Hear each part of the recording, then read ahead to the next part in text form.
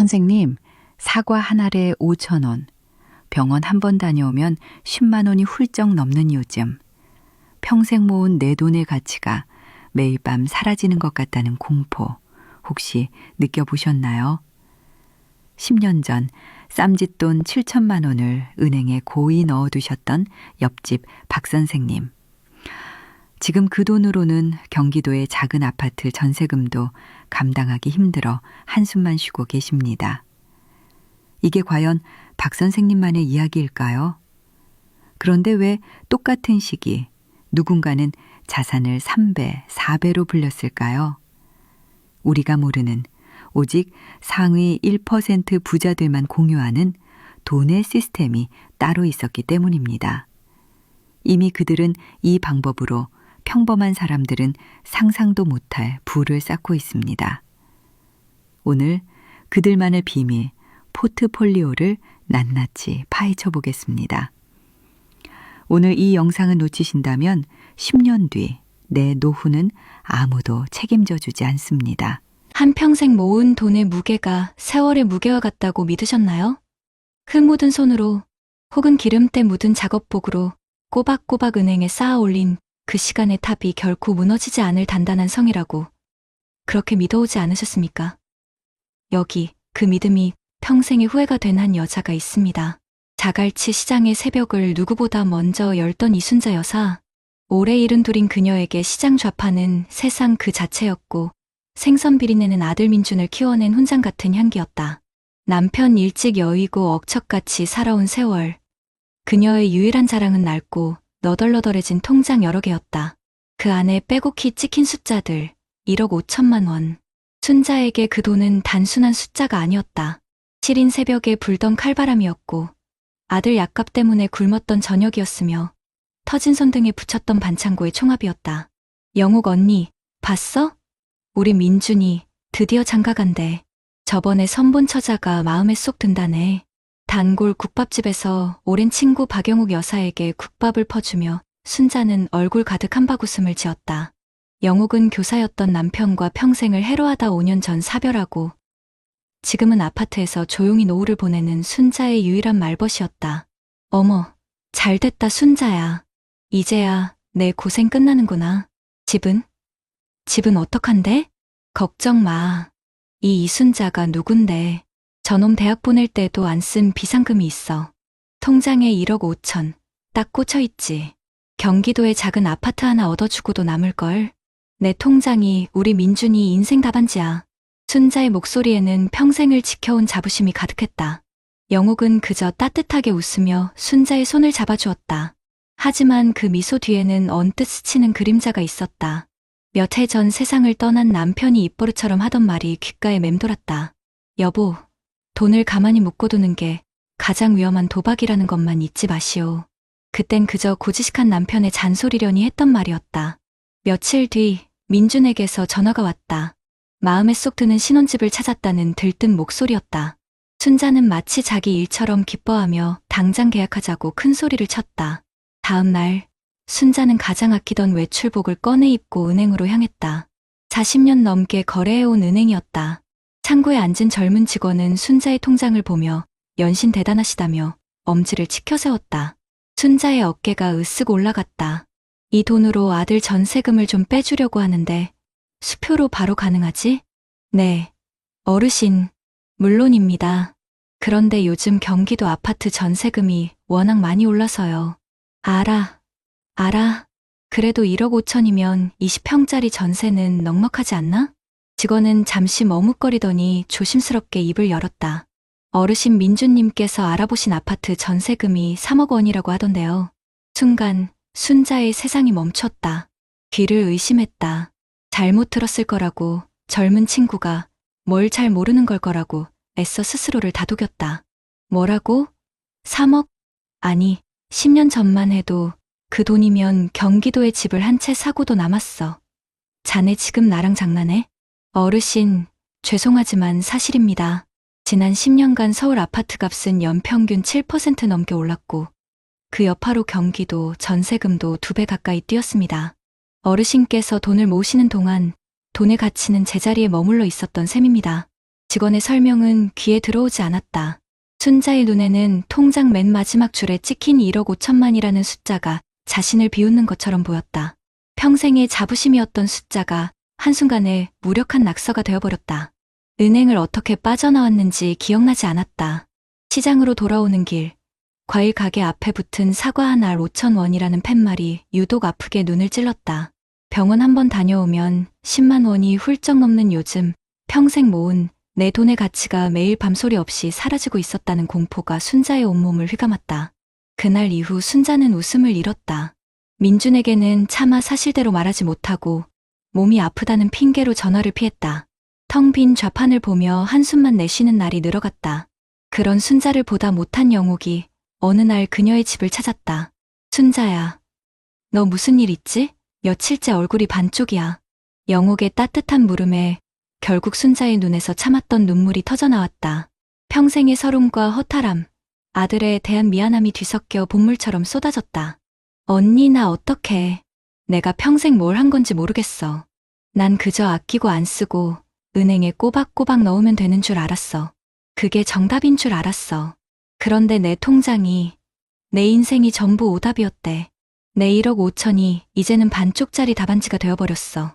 순자는 아이처럼 오열했다. 영옥은 말없이 순자의 등을 토닥여 주었다. 한참 뒤 영옥은 조용히 일어나 안방으로 들어가더니 낡은 가죽 노트를 한 권 들고 나왔다. 먼저 세상을 떠난 남편의 손때가 묻은 노트였다. 순자야, 이건 우리 영감이 남긴 유산이야. 돈이 아니라 돈에 대한 생각이 담긴 거지. 영옥은 노트를 펼쳤다. 그 안에는 서툰 글씨로 여러 가지 기록이 적혀 있었다. 1990년 1억 원의 가치 vs 2024년 1억 원의 가치.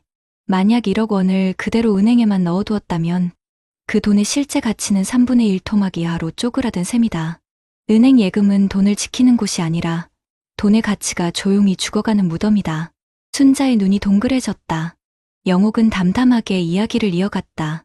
우리 영감, 퇴직금 절반으로 이 아파트 전세를 얻고 나머지 절반인 1억 5천만 원을 10년 전에 나 몰래 다른 곳에 넣어뒀었어. 나는 그때 당신 미쳤냐고, 그 큰 돈을 어쩌려고 그러냐고 바가지를 긁었지. 너처럼 은행에 넣어두는 게 최고라고 믿었으니까. 영옥은 노트의 다음 창을 넘겼다. 그곳에는 S&P 500이라는 낯선 영어와 함께 그래프가 그려져 있었다. 우리 영감은 말했어. 우리가 잠든 사이에도 세계 최고의 기업들이 돈을 벌게 만들어야 한다고. 한국이라는 작은 연못에만 배를 띄우지 말고 태평양으로 나가야 한다고. 그래서 미국 주식시장 전체를 사는 것과 같은 펀드에 돈을 넣어뒀던 거야.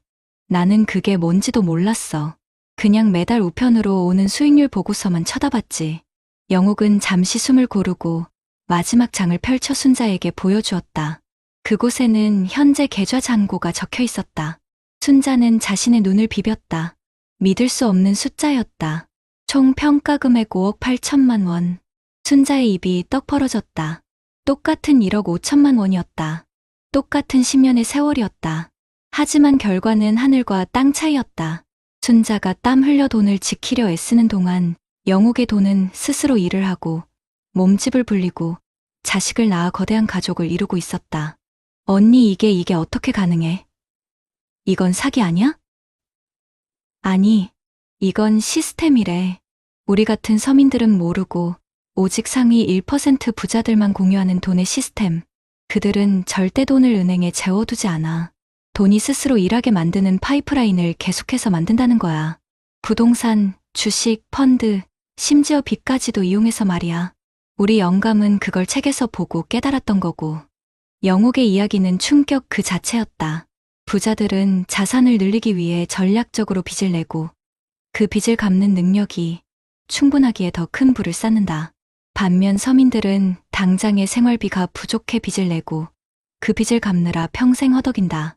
2020년 코로나로 주식시장이 폭락했을 때, 겁에 질린 사람들이 돈을 뺄 때, 부자들은 오히려 위기를 기회로 삼아 헐값에 주식을 사들였다. 정보의 차이, 금융이해력의 차이가 그렇게 다른 결과를 낳은 것이었다. 순자는 낡은 통장과 영옥의 노트를 번갈아 보았다. 평생의 자부심이었던 통장이 초라한 실패의 증거처럼 보였다. 한평생 성실하게 살아온 자신의 삶이 통째로 부정당하는 기분이었다. 그녀는 무너지는 목소리로 영옥에게 물었다. 언니, 그럼 나는 평생 뭘 한 거야? 그 한마디에 순자의 평생이 담겨 있었다. 억척같이 살아온 세월에 대한 회한, 아들에 대한 미안함, 그리고 세상을 향한 원망. 영옥은 눈물을 글썽이며 순자의 주름진 손을 힘껏 잡았다. 순자야, 넌 잘못한 게 아니야. 우린 잘못한 게 없어. 그냥 아무도 우리에게 알려주지 않았을 뿐이야. 돈에도 길이 있다는 걸. 우리가 아는 길이 유일한 정답이 아니었다는 걸. 너무 늦게 알았을 뿐이야. 그것은 위로이자 아픈 진실이었다. 학교에서도 사회에서도 누구도 돈이 일하는 법을 가르쳐주지 않았다. 그저 아끼고 저축하라는 말만 앵무새처럼 반복했다. 그 사이 부자들은 그들만의 비밀 과외를 통해 자산을 불리는 시스템을 배우고 대물림하고 있었다. 순자의 실패는 그녀 개인의 실패가 아니라 아무도 알려주지 않았던 시스템의 부재가 낳은 구조적인 비극이었다. 며칠 뒤 영옥은 순자와 민준을 불렀다. 그리고 자신의 통장에서 1억 5천만 원을 인출해 민준에게 건넸다.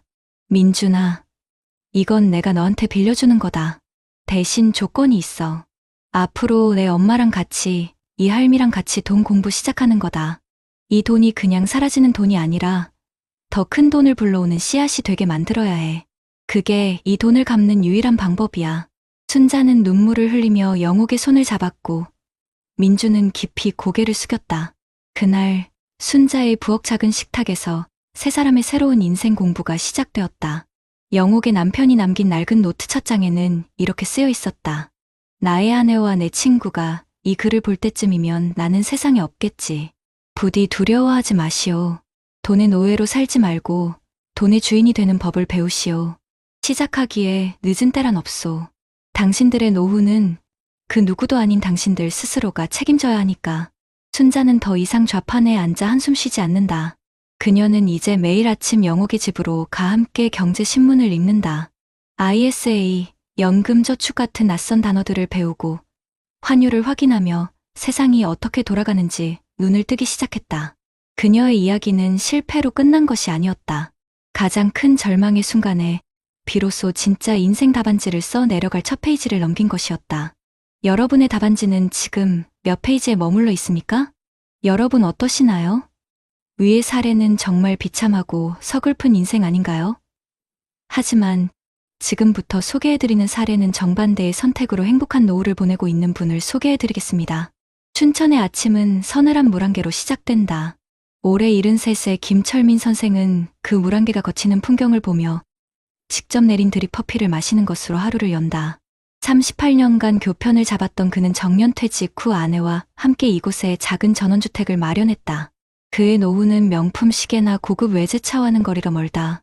하지만 그의 얼굴에는 자갈치 시장의 이순자 여사에게서는 찾아볼 수 없는 깊은 평온함과 단단한 자신감이 서려 있다.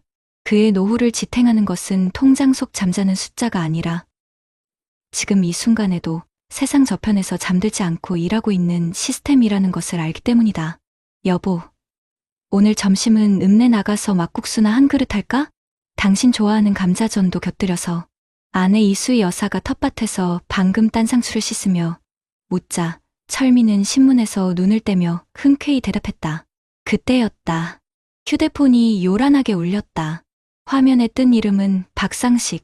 30년 지기 동료 교사이자 친구였다. 상식이. 웬일이야, 이 아침부터. 철민아, 나다. 다름이 아니고 혹시 내가 염치불고하고 부탁 하나만 해도 될까? 소화기 너머로 들려오는 친구의 목소리는 잔뜩 잠겨 있었다. 아들 녀석 사업이 또 잘못되어 급전이 필요한데 이미 퇴직연금을 담보로 받은 대출도 꽉 차서 더는 나올 구멍이 없다는 하소연이었다. 매달 나오는 공무원 연금 260만 원은 부부 생활비와 병원비로도 빠듯한데 자식 문제까지 터지니 죽을 맛이라고 했다. 철미는 묵묵히 친구의 하소연을 들었다. 상식은 교직에 있을 때 누구보다 성실했고 월급날이면 한 푼이라도 더 높은 이자를 주는 예금 상품을 찾아 은행을 순례하던 친구였다. 은행이 최고다. 안전한 게 장땡이지. 교사가 무슨 툭이냐? 입버릇처럼 말하던 그의 모습이 눈앞에 선했다. 전화를 끄는 철민의 마음은 무겁게 가라앉았다. 친구의 딱한 사정이 남 일 같지 않아서가 아니었다. 30년 전 똑같은 출발선에 서 있던 자신과 친구의 오늘이 왜 이렇게 달라졌을까 하는 생각 때문이었다. 때는 1990년대 후반 외환위기가 막 지난 시절이었다. 동료 교사들은 모두 은행 창구 앞에 줄을 서 IMF 특판이라는 고금리 예금에 돈을 넣기 바빴다. 하지만 갓마흔을 넘긴 젊은 교사 김철민의 생각은 달랐다. 그는 교무실 한편에서 낡은 경제 서적을 읽으며 다른 세상을 보고 있었다. 인플레이션, 화폐 가치의 하락, 책 속의 글자들이 그의 머릿속을 맴돌았다. 그는 깨달았다. 은행에 돈을 넣어두는 것은 금고에 얼음을 넣어두는 것과 같다는 것을. 당장은 형태가 유지되는 것 같지만 시간이 흐르면 흔적도 없이 녹아 사라져 버릴 물이라는 것을. 그는 아내 몰래 월급의 20%를 떼어 당시 대한민국을 대표하던 우량주 몇 개를 사 모으기 시작했다. 얼마 뒤 이 사실을 알게 된 아내 수희는 집이 떠나가라 뒤집어졌다. 당신 미쳤어요? 우리 애들 대학은 어떻게 보내려고 그 귀한 돈을 휴지 조각이 될지도 모르는 데다 던져요. 당장 다 팔아요. 가장 친한 친구 상식이도 그를 한심하다는 듯 쳐다봤다. 철민이, 자네 정말 큰일 낼 사람이네. 우리는 월급 쪽에서 땅 한 평이라도 사려고 아등바등인데 자네는 허공에다 돈을 뿌리는구먼. 그러다 교감 승진 전에 길바닥에 나앉아. 세상 모두가 그를 비웃고 걱정했다. 철민 자신도 때로는 흔들렸다. 특히 2008년 미국에서 시작된 금융위기가 전 세계를 덮쳤을 때가 가장 큰 고비였다. 그의 주식 계좌는 말 그대로 반토막이 났다. 매일 밤안에는 눈물로 잠을 설쳤고 상식은 거봐라. 내 말이 맞지 않냐며 당장 원금이라도 건지라고 성호였다. 철민은 밤새 잠 못 이루며 고민했다. 하지만 그는 도망치지 않았다. 오히려 위기 속에서 기회를 봤다. 모두가 공포에 질려 투매할 때 그는 역사 속에서 답을 찾았다. 세상이 망하지 않는 한 좋은 기업의 가치는 결국 제자리를 찾아온다는 믿음. 그는 퇴직금 중간 정산을 받아 남들이 버리는 우량주들을 헐값에 추가로 사들였다. 아내는 거의 실신 직전이었고 친구는 그를 보고 미친놈이라며 혀를 찼다. 시간이 흘렀다. 거짓말처럼 세상은 회복되었고 주식시장은 이전보다 더 높이 날아올랐다. 2015년 어느 봄날 철민은 아내를 조용히 서재로 불렀다. 그리고 지난 15년간의 투자 기록이 담긴 파일을 묵묵히 건넸다. 처음 500만 원으로 시작했던 그의 계좌는 온갖 풍파를 겪어내고 4억 원이라는 거대한 나무로 자라 있었다. 수희는 자신의 눈을 의심했다. 자신과 남편이 아끼고 아껴서 부은 적금총액의 몇 배가 되는 돈이었다. 그녀는 남편의 거칠어진 손을 잡고 아무 말도 하지 못했다. 그저 미안함과 고마움이 뒤섞인 눈물만 흘릴 뿐이었다. 그날 이후 철민의 외로운 투자는 부부의 든든한 노후 계획이 되었다. 다시 현재 2025년 춘천의 집. 철민은 씁쓸한 표정으로 창밖을 바라보는 남편의 어깨를 수희가 조용히 감쌌다. 상식 씨 전화였죠? 또 안 좋은 일 있나 보네요. 사는 게 팍팍한 모양이야. 연금만으로는 어림도 없다고 하니 마음이 안 좋네. 철민은 매달 280만 원의 공무원 연금을 받는다. 결코 적은 돈은 아니지만 자식들 손 벌리지 않고 두 부부가 여행도 다니고 손주들 용돈도 넉넉히 주며 살기에는 빠듯할 수 있는 금액이다. 하지만 철민 부부는 돈 걱정을 하지 않는다. 30년간 꾸준히 갖고 온 금융자산이 이제는 연금보다 더 많은 현금 흐름을 매년 만들어내고 있기 때문이다. 배당금이 나오고 펀드 수익이 쌓여 돈이 스스로 돈을 버는 파이프라인이 완성된 것이다. 그들은 부자가 된 것이 아니었다. 다만 돈으로부터 자유로워졌을 뿐이다. 철민 부부에게 부자들의 시스템은 비밀 과외 같은 것이 아니었다. 도서관 낡은 서가에 꽂혀있던 책이었고 조금만 관심을 가지면 누구나 들을 수 있었던 경제 뉴스의 한 토막이었다. 진짜 비극은 시스템의 존재를 몰랐던 것이 아니라 알려고 하지 않았던 것, 혹은 애써 외면했던 것이라고 철민은 생각했다. 성실하게 땀 흘려번 돈을 그저 은행에 쌓아두는 것이 미덕이라 믿었던 지난 시절의 통념이 수많은 친구와 동료들의 노후를 발목 잡고 있었다. 며칠 뒤 철민은 상식을 춘천으로 불렀다. 막걸리 잔을 기울이며 한참이나 예시하기를 나누던 철민은 조심스럽게 서재에서 낡은 노트 한 권을 꺼내왔다. 그가 30년간 직접 기록해온 투자 일지였다. 상식아, 내가 자네에게 돈을 빌려줄 수는 없네. 그건 자네를 2번 죽이는 일이야. 대신 이걸 빌려주겠네. 물고기를 잡아주는 게 아니라 잡는 법을 알려주는 마지막 동료애라고 생각해주게. 노트 첫 장에는 이렇게 쓰여 있었다. 시간과 인플레이션이라는 도둑으로부터 나의 노후를 지키기 위한 기록. 거기에는 성공의 기록뿐만 아니라 2008년의 처절한 실패와 고뇌, 그리고 그것을 극복해 낸 과정이 고스란히 담겨 있었다. 상식은 한참 동안 노트를 넘겨보다 이내 굵은 눈물을 뚝뚝 흘렸다. 철민은 더 이상 아무 말도 하지 않았다. 그는 이제 안다. 행복한 노후는 은퇴 후 어느 날 갑자기 주어지는 선물이 아니라는 것을. 젊은 시절부터 차곡차곡 쌓아올린 지식과 용기, 그리고 인내의 시간을 통해 스스로 지어올리는 견고한 성이라는 것을. 그의 이야기는 특별한 성공 신화가 아니었다. 가장 평범한 월급쟁이가 가장 기본적인 원칙을 지켜 자신의 삶을 지켜낸 우리 시대의 현명한 어른 이야기일 뿐이다. 이런 문제들과 관련해서 전문가들과 통계 자료회를 소개해드리겠습니다. 우리 선생님들, 혹시 자산이라고 하면 어떤 게 가장 먼저 떠오르시나요? 아마 대부분 내가 사는 집 한 채, 그리고 은행 예금이 전부라고 생각하실 겁니다. 실제로 우리나라 가계 자산의 70% 이상이 부동산, 특히 거주용 주택에 묶여 있다고 하죠. 그런데 말입니다.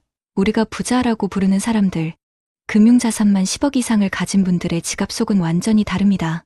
통계를 보면 이분들은 부동산과 금융자산의 비율을 거의 6대3 많게는 5대5까지 맞추고 있었습니다. 이게 뭘 의미할까요? 단순히 집값이 오르기만 기다리는 게 아니라 돈이 스스로 돈을 벌어오는 시스템을 가지고 있다는 뜻입니다. 우리 돈은 은행에서 잠자고 있을 때 부자들의 돈은 주식, 펀드, 채권 같은 금융상품 속에서 수문의 시간 내내 일하고 있는 셈이죠. 그렇다고 이분들이 위험하게 막 투자를 하는 것도 아닙니다. 오히려 그 내용을 들여다보면 굉장히 안정적이에요. 이름만 대면 알만한 우량주에 장기적으로 묻어두거나 시장 전체의 흐름을 따라가는 지수펀드에 꾸준히 돈을 넣는 식이죠. 단기적인 등락에 마음 졸이는 게 아니라 5년, 10년 뒤를 내다보고 묵묵히 씨앗을 심는 농부와 같은 마음으로 투자를 하는 겁니다. 또 한 가지 아주 흥미로운 점은 현금 보유 비중이 우리 일반인들보다 훨씬 높다는 사실입니다. 아니, 돈을 굴려야 부자가 된다면서 현금은 왜 많이 가지고 있냐고요? 그분들에게 현금은 그냥 돈이 아닙니다. 바로 기회입니다. 경제 위기가 와서 모두가 공포에 떨며 주식이나 부동산을 헐값에 내놓을 때 그들은 바로 이 현금을 가지고 좋은 자산을 줍듯이 사들입니다. 위기를 기회로 만드는 가장 강력한 무기가 바로 현금인 셈이죠. 우리는 불안해서 현금을 쥐고 있지만 그들은 기회를 잡기 위해 현금을 준비합니다. 생각의 출발점부터가 다른 겁니다. 결국 부자들의 자산 관리는 한마디로 균형이라고 할 수 있습니다. 부동산이라는 든든한 버팀목을 세워두고 금융자산이라는 성장 엔진을 계속 돌리면서 위기 상황에 쓸 수 있는 현금이라는 비상금을 항상 준비해두는 것. 이 세 가지 바퀴가 함께 굴러가니까 자산이 눈덩이처럼 불어날 수밖에 없는 구조인 거죠. 지금 당장 우리가 수십억대 자산가처럼 포트폴리오를 꾸릴 수는 없겠지만 중요한 것은 바로 이런 생각의 틀을 배우는 것입니다. 내 전 재산이 아파트 한 채에만 묶여있지는 않은지, 잠자는 내 돈을 조금이라도 일하게 만들 방법은 없을지, 작은 돈이라도 꾸준히 모아서 기회를 잡을 준비를 해야겠다는 다짐. 바로 이런 작은 생각의 전환이 10년 뒤 우리 선생님들의 노후를 완전히 다른 모습으로 만들어줄 거라 저는 확신합니다. 오늘 제가 준비한 이야기는 여기까지입니다. 다음에는 더 유익하고 현실적인 돈 이야기로 찾아뵙겠습니다. 그렇다면 앞선 사례들을 해결할 수 있는 방법은 무엇이 있을까요? 네, 바로 금융 이해력을 높이는 것, 다시 말해 돈에 대해 똑똑해지는 것입니다. 많은 분들이 이순자 여사님의 안타까운 사연에 함께 마음 아파하시고 김철민 선생님의 현명하고 여유로운 노후 준비에 큰 부러움을 느끼셨을 겁니다. 그런데 여기서 우리가 꼭 기억해야 할 가장 중요한 점은 김철민 선생님의 선택이 절대 영화에나 나오는 특별한 사람만 할 수 있는 일이 아니라는 사실입니다. 우리 어르신들 누구나 오늘 당장 마음만 먹으면 충분히 시작할 수 있는 일입니다. 지금도 전혀 늦지 않았습니다. 오히려 지금이 가장 빠른 때입니다. 다행히도 대한민국 정부와 우리가 사는 각 지역의 지자체에서 우리 어르신들의 든든하고 행복한 노후를 위해 정말 다양하고 유익한 금융 교육 정책들을 이미 많이 마련해두고 있습니다. 과거에는 돈 공부는 일부 부자들만 하는 거라는 오해가 있었지만 이제는 시대가 바뀌었습니다. 대한민국 국민 모두가 금융과 친해져야 한다고 나라에서도 발 뻗고 나서고 있는 것이죠.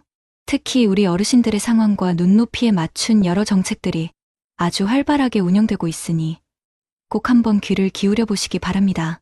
예를 들어 금융감독원이라는 국가기관에서는 시니어 금융아카데미라는 아주 좋은 교육 과정을 만들었습니다. 이곳은 어르신들이 평생 모은 소중한 노후 자금을 어떻게 안전하게 관리해야 하는지, 또 자녀들에게 재산을 물려줄 때 복잡하게 느껴지는 상속이나 증여는 어떻게 준비해야 하는지 아주 실질적인 내용들을 다루고 있습니다. 무엇보다 요즘 기승을 부리는 보이스피싱이나 원금 보장에 고수익이라며 유혹하는 불법 투자 사기로부터 우리 어르신들의 재산을 지킬 수 있도록 실제 사기 사례와 대처법까지 꼼꼼하게 가르쳐 드린다고 하니 정말 든든하죠. 혹시 거동이 불편하시거나 교육기관까지 직접 찾아가기 힘드신 어르신들도 전혀 걱정하실 필요가 없습니다. 그런 분들을 위해서 은행의 금융 전문가분들이 직접 경로당이나 노인복지관으로 찾아가는 금융교육 서비스도 점점 더 확대되고 있기 때문입니다. 편안하게 계신 곳에서 모든 정보를 얻으실 수 있는 겁니다. 또 요즘 식당이나 카페, 심지어 병원이나 은행에 가도 사람 대신 주문을 받거나 업무를 처리하는 네모난 기기 때문에 당황하셨던 경험 다들 한두 번쯤은 있으실 겁니다. 전국의 디지털 배움터라는 곳에서는 바로 이런 키오스크 사용법부터 스마트폰 하나로 은행 업무를 간편하게 보는 방법까지 우리 실생활에 꼭 필요한 최신 디지털 금융교육을 아주 친절하고 알기 쉽게 알려주고 있습니다. 이것뿐만이 아닙니다. 서울이나 부산 같은 큰 도시들은 물론이고 우리 어르신들이 살고 계신 각 시도별로 자체적인 노인 금융 교육 프로그램을 많이 운영하고 있습니다. 대표적으로 서울시 같은 경우에는 어르신 금융상담센터라는 곳에서 빚 때문에 밤잠 설치며 고민이신 분들의 부채 상담도 해드리고 앞으로 남은 인생을 어떻게 더 윤택하게 꾸려나갈지 재무 설계도 함께 고민해 드립니다. 혹시라도 억울하게 금융사기를 당했을 때 어떻게 대처해야 하는지 구제 상담까지 모두 무료로 제공하고 있다고 하니 우리 어르신들의 금융 문제 해결사 역할을 정말 톡톡히 하고 있는 셈이죠. 만약에 외출이 번거로우시거나 그냥 집에서 편안하게 교육을 받고 싶으시다면 금융감독원의 기금융교육센터라는 인터넷 사이트를 꼭 한번 기억해 두십시오. 자녀분들이나 손주들에게 잠깐만 도와달라고 해서 컴퓨터나 스마트폰으로 접속하면 시간이나 장소에 구애받지 않고 언제든지 내가 편한 시간에 볼 수 있는 재미있고 유익한 교육 영상들이 정말 많이 준비되어 있습니다. 많은 금융 전문가들이 한 목소리로 지금 당장 돈 공부를 시작해야 한다고 강조하고 있습니다. 그 이유는 명확합니다. 특히 은퇴 후에 고정적인 수입이 줄어드는 노년기에는 그동안 피땀 흘려 모아두신 귀한 자산을 어떻게 잘 지키고 또 불려나가느냐가 앞으로의 삶의 만족도를 결정하는 가장 중요한 열쇠가 되기 때문입니다. 한 유명한 자산관리 전문가는 이렇게까지 이야기합니다. 예전처럼 안전하다는 생각에 은행 예금에만 돈을 넣어두는 것은 실질적으로 내 돈의 가치가 떨어지는 것을 그냥 보고만 있는 것과 같다고 말입니다. 왜냐하면 은행 이자보다 물가가 오르는 속도가 훨씬 빠르기 때문이죠. 이순자 여사님의 사례처럼 10년 전 1억 5천만 원의 가치와 지금의 가치는 하늘과 땅 차이입니다. 그래서 이제는 내 돈을 가만히 묵혀두는 게 아니라 최소한 물가가 오르는 것보다는 더 많은 수익을 낼 수 있도록 계란을 한 바구니에 담지 않듯이 돈을 잘 나눠서 투자하는 지혜가 선택이 아니라 필수인 시대가 된 것입니다. 또 다른 범죄심리학과 교수님께서는 금융교육이야말로 온갖 사기 피해를 막아주는 가장 확실하고 효과적인 예방주사라고 힘주어 말씀하십니다. 요즘 우리 어르신들의 순수한 마음을 노리는 나쁜 사기꾼들이 정말 너무나도 많습니다. 나는 똑똑해서 절대 안 당해 이렇게 자신하는 생각이 가장 위험하다고 합니다. 정부 기관을 사칭하거나 자녀의 다급한 목소리를 흉내내는 등 심리적인 약점을 교묘하게 파고드는 공격에 대비하기 위해서는 실제 사기 사례들을 중심으로 반복적인 교육을 받아서 경각심을 바짝 높이고 대처 능력을 키우는 것만이 유일한 방법입니다. 그리고 우리가 정말 존경하는 한 자산운용사의 전 대표님은 이런 감동적인 말씀을 하셨습니다. 자식들에게 많은 재산을 물려주는 것보다 더 중요한 것이 무엇인지 아십니까? 바로 자녀들이 그 돈을 스스로 지키고 더 불려나갈 수 있는 지혜를, 즉 금융 문맹에서 벗어나게 해주는 것이라고 합니다. 평생 고생해서 모은 소중한 돈을 우리 자식들이 허투루 써버리거나 나쁜 사람들에게 사기당해서 한순간에 날려버린다면 부모로서 얼마나 가슴이 찢어지겠습니까? 온 가족이 함께 식탁에 둘러앉아 경제신문도 펼쳐보고 투자에 대해서 자연스럽게 이야기 나누는 건강한 대화 문화를 만드는 것이야말로 부모가 자식에게 물려줄 수 있는 최고의 유산이라는 겁니다. 이순자 여사님의 눈물과 김철민 선생님의 평온한 웃음은 결코 드라마에나 나오는 남의 이야기가 아닙니다. 바로 오늘, 지금 이 순간 우리가 어떤 선택을 하고 어떤 행동을 하느냐에 따라서 우리의 10년, 20년 후의 모습이 완전히 달라지는 것입니다. 그러니 더 이상 망설이지 마십시오. 지금 바로 가까운 주민센터나 노인복지관에 전화 한 통을 걸어보세요. 그리고 이렇게 한번 물어보십시오. 어르신들을 위한 금융 교육 프로그램이 있나요? 오늘 여러분의 이 작은 관심과 용기 있는 첫걸음이 앞으로의 노후를 훨씬 더 풍요롭고 자유롭고 든든하게 만들어줄 것이라고 제가 우리 채널의 총괄 대리로서 자신 있게 약속드립니다. 세월이 얼굴에 새긴 깊은 주름은 내가 살아온 치열했던 날들의 훈장입니다. 자식들 먹여 살리려 거칠어진 손맛있는 사랑으로 쌓아 올린 삶의 역사입니다. 그 땀과 눈물로 일군 귀한 세월. 이제는 온전히 나를 위해 피어나야 할 시간입니다. 오늘 우리가 함께 나눈 이야기 속에서 우리는 두 분의 전혀 다른 노후를 마주했습니다. 평생을 바쳐 모은 전 재산이 그 가치를 잃고 쓰러지는 것을 속절없이 바라봐야 했던 이순자 여사님의 먹먹한 한숨과 마른 눈물을 보았습니다. 그리고 철저한 준비와 지혜로운 선택으로 황혼의 언덕에서 흔들림 없는 평온과 자유를 만끽하고 계신 김철민 선생님의 온화한 미소를 보았습니다. 어찌 이순자 여사님의 눈물이 남의 일이라 할 수 있겠습니까? 그 눈물은 단순히 돈을 잃은 슬픔이 아니었습니다. 자식들 입에 밥 한 술 더 넣으려 남들처럼 번듯한 집 한 채 마련해 주려 새벽 찬바람을 맞으며 한여름 떼약볕 아래서 버텨온 당신의 모든 시간을 그 피와 땀으로 얼룩진 세월의 무게를 통째로 부정당하는 듯한 처절한 허망함이었을 겁니다. 그 귀한 재산은 단순한 숫자가 아니라 우리 어르신들의 삶 그 자체였기 때문입니다. 반면 김철민 선생님의 미소는 어떻습니까? 그 미소는 단지 돈이 많아서 나오는 여유가 아니었습니다. 내 인생의 마지막 장을 누구에게도 의지하지 않고 내 힘으로 내 존엄을 지키며 당당하게 살아갈 수 있다는 자신감의 표현이었습니다. 아플 때 병원비 걱정 없이 치료받을 수 있고 사랑하는 손주들에게 맛있는 과자 하나, 예쁜 옷 한 벌 마음 편히 사줄 수 있는 자유, 자식들에게 짐이 되는 존재가 아니라 언제나 기댈 수 있는 든든한 언덕이 되어줄 수 있다는 자부심, 바로 그 행복이 잔잔한 미소 속에 모두 담겨 있었습니다. 우리 어르신들, 이 두 갈래의 길 앞에서 우리는 과연 어떤 길을 향해 걸어가야 하겠습니까? 이순자 여사님의 안타까운 사연을 그저 운이 나빴던 남의 일로 치부하고 외면하시겠습니까? 아니면 김철민 선생님의 현명함을 원래 똑똑하고 돈 많은 사람이나 가능한 일이라며 미리부터 포기하시겠습니까? 아닙니다. 결코 그래서는 안 됩니다. 김철민 선생님의 오늘은 결코 특별한 사람만이 누릴 수 있는 기적이 아닙니다. 그것은 바로 관심과 용기라는 두 단어에서 시작된 필연적인 결과였습니다. 내 피땀 어린 재산을 지키겠다는 관심, 그리고 모르는 것을 배우려는 작은 용기. 바로 이 두 가지만 있다면 우리 모두는 김철민 선생님과 같은 평온한 노후를 맞이할 수 있습니다. 이미 우리 주변에는 어르신들의 손을 잡아주고 이끌어주기 위한 따뜻한 기회들이 많이 마련되어 있습니다. 나라가, 그리고 우리 사회가 어르신들의 든든한 동반자가 되어드리기 위해 수많은 금융교육의 문을 활짝 열어두고 기다리고 있습니다.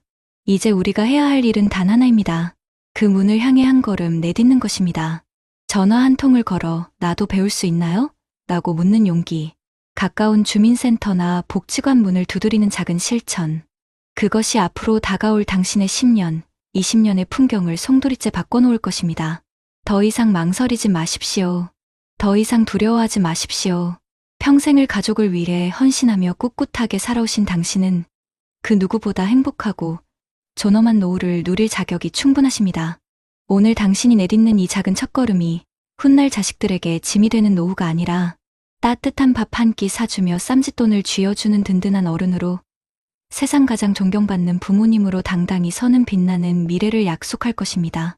어르신들의 빛나는 황혼을 저희가 진심으로 응원하겠습니다. 요즘 들어 돈이 왜 이렇게 빨리 사라지는 걸까? 그런 생각 해보신 적 있으신가요?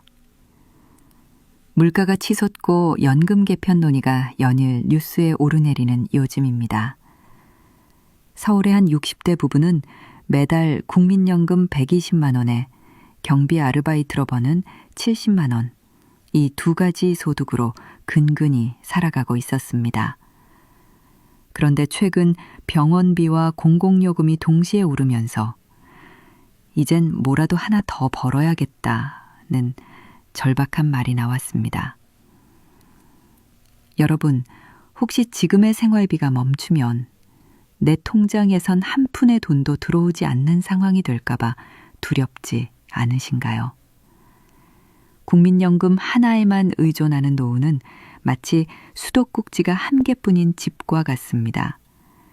그 수도가 막히는 순간 우리 삶의 숨통도 함께 막히게 되죠.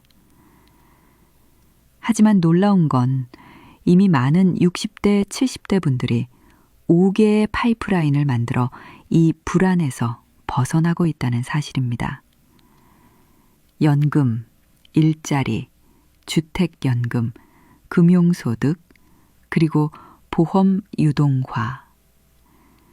이 5개 수도꼭지만 잘 열어두면 당신의 노후는 결코 흔들리지 않습니다. 제가 그 억울한 사연을 말씀드릴 테니 제발 끝까지 들어주세요. 이제 좀 쉬어도 되지 않겠어? 퇴직식 날, 정우 씨는 아내의 이 한마디에 잠시 웃었다. 서울 외곽에 있는 대기업 연구소에서 33년간 일하며 단 한 번도 월급이 밀린 적 없었다. 명함에는 기술연구소 부장이라는 직함이 선명했고 부하 직원 40명이 있었다. 퇴직금은 1억 8천만 원. 그는 평생의 노고에 대한 보상이라 생각했다. 퇴직 다음 날, 그는 새벽 6시에 눈을 떴다. 습관처럼 양복 바지를 꺼냈다가 다시 옷장에 넣었다. 그의 손끝엔 아직 회사 냄새가 묻어 있었다. 아내 미정 씨는 따뜻한 미역국을 내놓으며 말했다. 여보, 이제 출근은 끝이야. 이젠 당신 시간이에요. 그 말이 왜 그리 낯설게 들렸는지 모르겠다. 퇴직 후 첫 1년, 정우 씨의 인생은 여유와 지출의 경계 위에 서 있었다. 이제 우리도 여행 좀 다니자. 그래, 당신 고생 많았으니까 제주도 한번 가자. 그는 매달 200만 원씩 썼다. 퇴직금 통장에서 나가는 돈은 눈에 띄지 않게 줄었지만 마음속엔 묘한 불안이 자라기 시작했다. 통장 잔고가 1억 2천만 원으로 줄어든 순간이었다. 여보, 우리 이제 국민연금은 얼마 나와? 아직 안 나와요. 63세부터 나온다잖아요. 그럼 그때까진 이 돈으로 버텨야겠네. 그는 애써 웃었지만 손끝이 떨렸다. 돈은 빠르게 사라졌고 세금보험료 공공요금이 예전보다 훨씬 많아졌다. 2025년의 서울, 전기요금은 2배 가까이 올랐고 병원비는 조금만 아파도 10만 원을 훌쩍 넘었다. 그해 여름, 아내 미정 씨가 말했다. 당신, 이젠 뭔가 다시 해야 하는 거 아니에요? 뭘? 나 이제 나이 60이야. 누가 써줘? 그는 피식 웃었다. 하지만 그 웃음 뒤엔 자존심이 스며 있었다. 퇴직 2년 차, 그의 하루는 조용했다. 오전 10시에 일어나 거실 창문을 열면 아파트 관리소에서 들려오는 경비 아저씨의 인사소리가 들렸다. 그 소리가 괜히 마음을 찔렀다. 저 사람은 아직 일하는데 나는 왜 이렇게 멍하냐. 그는 스스로를 위로하려 TV를 켰지만 뉴스 자막에 뜬 문장이 그를 멈추게 했다. 은퇴 후 5년 내 자산 60% 소진 고령층 소득 불안 심화. 그날 밤, 정우 씨는 처음으로 잠을 이루지 못했다. 여보, 괜찮아? 괜찮지 뭐, 그냥 생각이 좀 많아. 돈 때문이지? 그냥 내 인생이 이렇게 끝나는 건가 싶어서. 그는 작게 한숨을 내쉬었다. 다음 달, 그는 지역 커뮤니티 앱에서 경비직 채용 공고를 보았다. 시급 1,500원, 주 5일, 오전 7시부터 오후 2시까지. 망설였지만 결국 지원했다. 며칠 후 관리소장이 말했다. 예전 대기업 다니셨다고요? 그럼 꼼꼼하시겠네요. 다음 주부터 나오세요. 그는 수줍게 고개를 끄덕였다. 첫 출근 날, 정우 씨는 유니폼을 입고 아파트 입구에 섰다. 차량을 통제하며 안녕하세요를 반복했다. 그의 등 뒤로 새벽 햇살이 비쳤다. 그 순간 마음속 어딘가에서 이상한 감정이 올라왔다. 내가 여기에 서 있을 줄은 몰랐지. 퇴근 후 아내가 물었다. 어땠어요? 괜찮더라. 오히려 정신이 덜 멍해. 그는 미소 지었지만 손목엔 붉은 자국이 남아 있었다. 한 달 뒤 그는 급여 명세서를 펼쳐보았다. 80만 원. 그는 오래 바라보다가 한숨을 쉬었다. 이걸로 생활이 가능할까? 아내가 조용히 대답했다. 그래도 나아졌어요. 이제 수도꼭지가 하나 더 생긴 거잖아요. 정우 씨는 그 말에 고개를 들었다. 수도꼭지? 우리 인생에 돈 나오는 수도꼭지. 당신이 하나 더 연 거예요. 그 말이 그날 밤 내내 머릿속을 떠나지 않았다. 그는 계산기를 꺼냈다. 국민연금 예정 수령액 110만 원, 경비일 80만 원, 총 190만 원. 그는 메모지에 적었다. 현금 흐름 2개, 그리고 아래에 조용히 덧썼다. 목표 5개. 그날 이후 그는 현금 흐름이라는 단어에 집착하기 시작했다. 유튜브에서 노후 재정 강의를 보고 신문에서 주택연금이라는 단어를 발견했다. 집을 담보로 매달 연금처럼 받을 수 있다. 그는 아내에게 말했다. 이거 봐. 주택연금이라는 게 있대. 우리 집으로 하면 월 60만 원 정도 나올 수도 있대. 아내는 망설였다. 그럼 우리 집은 어떻게 돼요? 그냥 그 집에서 계속 사는 거야. 대신 집을 담보로 연금을 받는 거지. 그래도 애들한테 물려줘야 하잖아요. 그는 잠시 말이 막혔다. 그날 밤 그는 오래된 결혼사진을 꺼내봤다. 하얀 드레스와 검은 양복, 그리고 두 사람의 웃음. 그때의 자신이 너무 젊어 보였다. 그는 속삭였다. 당신, 나도 이제는 좀 현명하게 살아볼게. 하지만 세상은 그리 호락호락하지 않았다. 그가 그 다음 달 001짜리 지원센터를 찾았을 때 담당 직원은 말했다. 올해 경쟁률이 높아요. 하지만 경력 있으시니 가능할 수도 있겠네요. 그는 지원서를 제출하고 돌아오며 버스 창문에 비친 자신의 얼굴을 보았다. 주름진 이마, 희미한 눈빛. 그는 생각했다. 그래도 아직은 뭔가 할 수 있겠지. 집으로 돌아오자 아내가 커피를 내왔다. 오늘도 나갔어요? 응. 001짜리 지원했어. 도서관 같은 데서 책 정리하는 일 있대. 그게 월급은 얼마나 줘요? 한 70만 원 정도. 그래도 괜찮지 않아? 괜찮아요. 당신이 살아있다는 게 제일 고마워요. 그는 그날 밤 5번째 수도꼭지를 그려봤다. 국민연금, 경비소득, 주택연금, 001짜리, 금융소득. 종이에 그려진 5개의 수도꼭지를 바라보며 그는 작게 미소 지었다. 하지만 그 수도가 모두 열리기까지는 아직 많은 시간이 필요했다. 그는 모니터를 꺼내며 속으로 중얼거렸다. 그래, 이제 시작이야. 그해 겨울, 서울의 공기는 유난히 차가웠다. 정우 씨는 새벽 5시 40분이면 이미 경비실로 향했다. 손에는 늘 커피 한 캔이 들려 있었고 입김이 희미하게 퍼졌다. 그는 하루 종일 출입 차량을 정리하고 택배를 전달했다. 퇴근 후엔 잠깐 누워있다가 저녁이면 도서관으로 향했다. 001짜리 면접에 합격한 그는 하루 3시간 책을 정리하는 일을 맡았다. 이제 우리도 2군데서 월급이 들어와요. 아내 미정 씨가 웃으며 말했다. 정우 씨는 피곤한 몸을 일으켜 커피를 마셨다. 그러게. 나도 이렇게 늙어서 2군데 다닐 줄은 몰랐어. 그래도 당신 요즘 얼굴 좋아요. 그는 미소를 지었지만 눈 밑에는 피로가 깊게 내려앉아 있었다.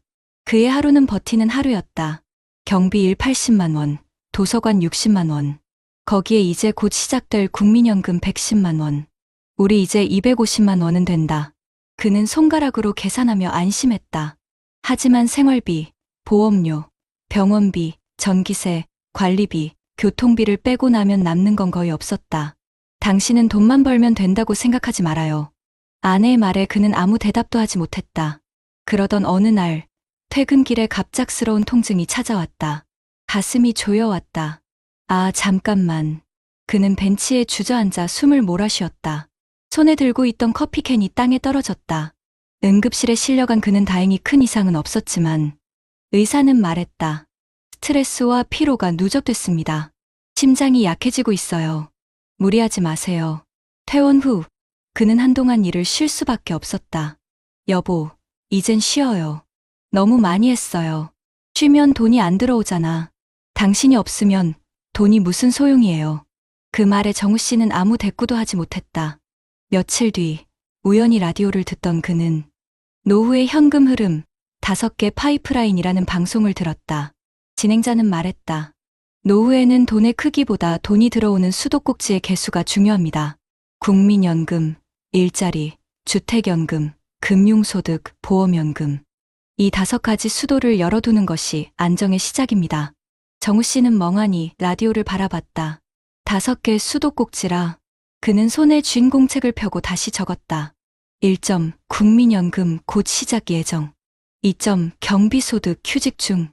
3점 도서관 일자리 유지 중. 4점 주택연금 미정. 5점 금융소득 없음. 2개밖에 열리지 않았네. 그는 입술을 깨물었다. 그날 밤 그는 결심했다. 이제 진짜 정리하자.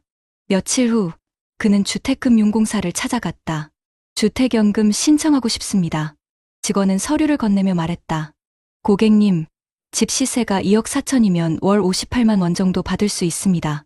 평생 나오죠. 그는 잠시 서류를 바라보다가 고개를 끄덕였다. 해주세요. 서류에 도장을 찍는 순간 손끝이 떨렸다. 내가 이 집을 팔아버리는 건 아니잖아. 그래, 살아야지. 그날 밤 그는 아내에게 말했다. 우리 이제 주택연금 신청했어. 정말요? 잘했어요. 아내는 잠시 울먹였다. 당신이 포기할 줄 알았어요. 이제 더는 자존심으로 살 수가 없더라. 그의 삶은 조금씩 달라졌다.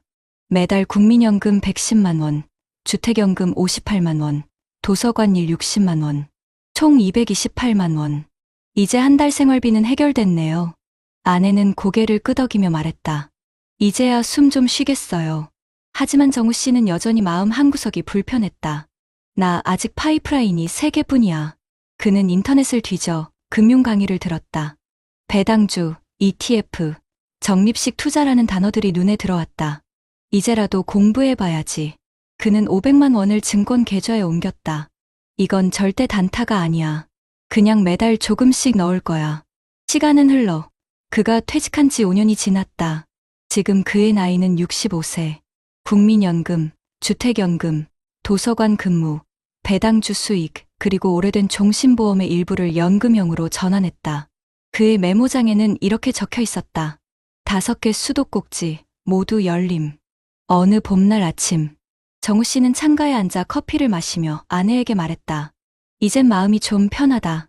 당신 표정이 달라졌어요.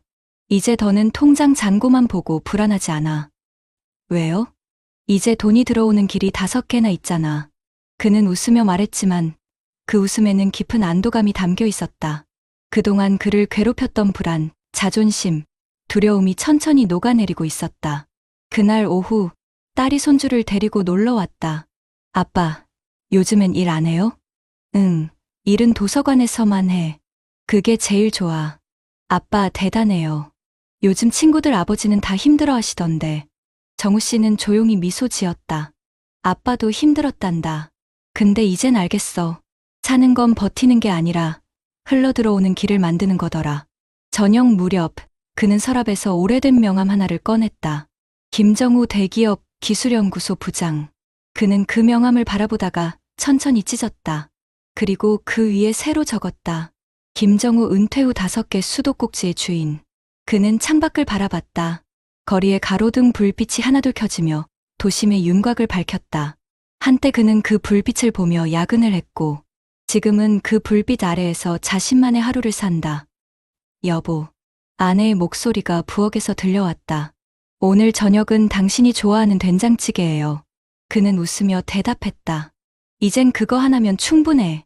정우 씨의 하루는 여전히 소박했다. 하지만 그의 마음엔 5개의 수도꼭지에서 흘러나오는 따뜻한 물소리가 들리고 있었다. 여러분 어떠시나요? 위의 사례는 정말 비참하고 서글픈 인생 아닌가요? 하지만 지금부터 소개해드리는 사례는 정반대의 선택으로 행복한 노후를 보내고 있는 분을 소개해드리겠습니다. 경기도 용인에 사는 박상호 씨 68세. 그는 35년간 공공기관에서 근무한 전직 공무원이다. 겉보기엔 평범한 60대 남성이지만 그가 퇴직 이후 살아가는 방식은 주변 사람들에게 저 사람처럼 나이 들고 싶다는 말을 들을 만큼 달랐다. 퇴직 전부터 그는 스스로에게 이런 말을 자주 했다. 노후는 돈이 있어야 하는 게 아니라 돈이 들어올 길을 만들어두는 거야. 그의 이 말은 단순한 습관이 아니라 실천이었다. 그는 퇴직 10년 전, 그러니까 50대 초반부터 노후 준비를 시작했다. 매달 국민연금 외에도 개인연금 저축과 IRP를 동시에 운영했고, 퇴직금이 나오기도 전에 임대 수입이 가능한 소형 오피스텔 한 채를 장만했다. 그때 다들 나한테 미쳤다고 했지. 연금이면 충분한데 뭐하러 빚내서 건물을 사냐고. 그는 웃으며 그 시절을 회상했다. 하지만 그가 했던 선택은 결과적으로 신의 한 수였다. 그가 60세가 되던 해, 주변 동기들은 퇴직금 일시불을 받아 여행을 다니거나 자녀에게 목돈을 건넸다. 그는 그렇게 하지 않았다. 퇴직금은 내 노후의 뿌리야. 뽑으면 끝이야. 그는 퇴직금 전액을 IRP에 넣고 그 안에서 해외 ETF와 채권형 펀드를 분산 투자했다. 이 결정 하나로 그는 퇴직 후에도 연 45%의 안정적 수익을 꾸준히 얻고 있었다. 퇴직 첫 해, 그의 통장에는 3개의 돈줄이 있었다. 국민연금 130만 원, 공무원 연금 180만 원, 오피스텔 월세 60만 원, 매달 370만 원의 고정 수입. 그는 그중 100만 원만 생활비로 쓰고 나머지는 다시 투자했다. 이것이 바로 그의 4번째 수도꼭지였다. 퇴직 후 1년이 지나자 그는 일을 그리워하기 시작했다. 하지만 그는 돈이 필요해서가 아니라 의미 있는 일을 하고 싶었다. 그는 서울시 50재단의 시니어 컨설턴트 과정에 지원했다. 평생 직장에서 쌓은 경험을 살려 퇴직자들의 인생 2막을 돕는 강의를 하기 시작했다. 제가 10년 전엔요, 퇴직하면 세상 끝나는 줄 알았어요. 근데 그때부터 준비하니까 지금은 하루하루가 새로운 출근이에요. 그는 그렇게 4번째 파이프라인인 일자리 수입을 추가했다. 당연 수당은 많지 않았다. 한 달 70만 원 남짓. 하지만 그에게 돈보다 큰 건 존중과 자존감이었다. 그의 아내 윤정희 씨 64세는 남편의 계획적 성향을 처음엔 이해하지 못했다. 여보, 그 돈 좀 써요. 우리 나이에도 즐길 수 있을 때 즐겨야죠. 지금 조금만 참고 나중에 진짜 여유롭게 살자. 그는 그 말만 반복했다. 그녀는 처음엔 답답해했지만 이제는 남편이 말한 여유롭게 사는 삶이 무엇인지 누구보다 잘 안다. 2025년 현재 그들의 하루는 이렇다. 아침 7시 커피 한 잔과 함께 유튜브로 경제 뉴스 시청. 오전엔 부부가 함께 도심 도서관에서 자원봉사를 하고 오후엔 소형 오피스텔 세입자에게서 자동이체된 월세를 확인한다. 저녁이면 그의 계좌에는 국민연금과 공무원 연금이 차례로 입금된다. 딱히 부자가 아니어도 불안하지 않다. 그가 자주 하는 말이다. 그는 스스로의 노후를 이렇게 표현했다. 나는 수도꼭지를 5개 만들어뒀다. 그중 하나가 막혀도 다른 4개에서 물이 계속 나온다. 하지만 그의 인생에도 위기는 있었다. 2년 전 딸이 결혼하면서 혼수를 도와달라고 부탁했을 때였다. 아빠, 5천만 원만 빌려줄 수 있어요?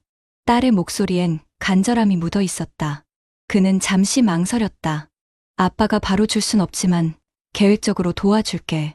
그는 보유 중이던 ETF 일부를 매도해 2천만 원을 지원했다. 그리고 이렇게 말했다. 나머진 내가 1년 동안 스스로 마련해보자. 그 말을 들은 딸은 처음엔 서운해했지만 나중엔 말했다. 아빠, 그때 안 빌려준 게 고마워요. 그 덕분에 제가 저축 습관이 생겼어요. 그는 자녀에게 재산을 주는 아버지가 아니라 살아남는 방법을 알려주는 아버지였다. 그의 집은 크지 않다. 하지만 거실 한쪽 벽면엔 5개의 수도꼭지를 그려둔 작은 화이트보드가 걸려 있다. 국민연금, 공무원연금, 오피스텔 임대, 강연수당, 금융소득. 매달 첫째 주 월요일, 그는 그 수도꼭지 옆에 각각의 입금일을 적는다. 아내가 물었다. 그걸 왜 아직도 적어요?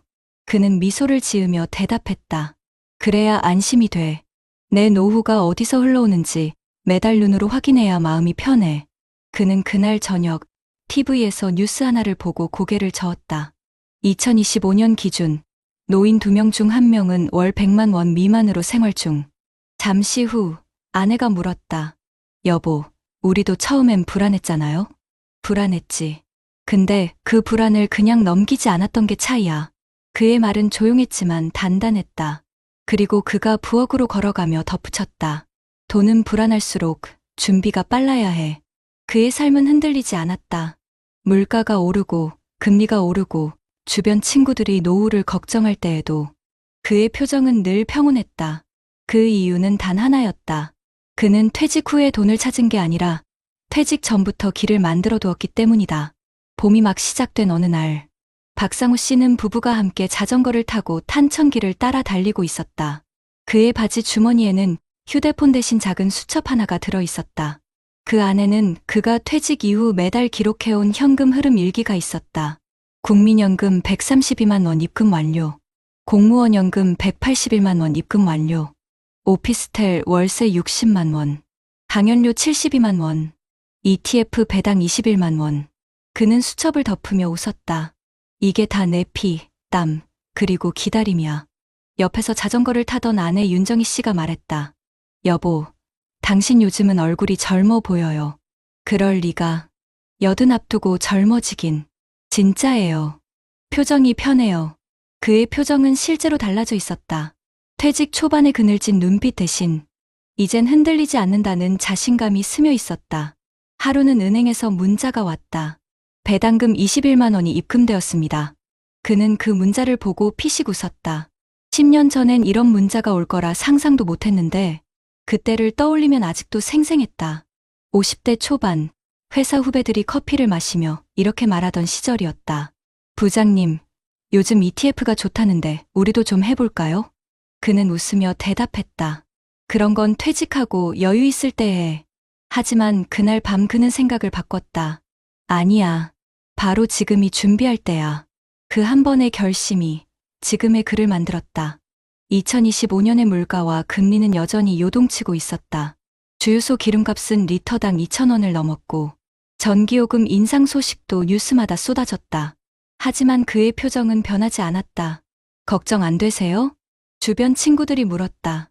요즘 전기요금도 오르고 병원비도 늘고 우리 세대는 진짜 불안해 죽겠어요. 그는 커피잔을 내려놓으며 조용히 말했다. 나는 불안하지 않아. 왜냐면 나는 수도꼭지를 5개 열어놨으니까. 친구들은 잠시 멍하니 그를 바라봤다. 그는 웃으며 덧붙였다. 누구나 노후는 힘들다.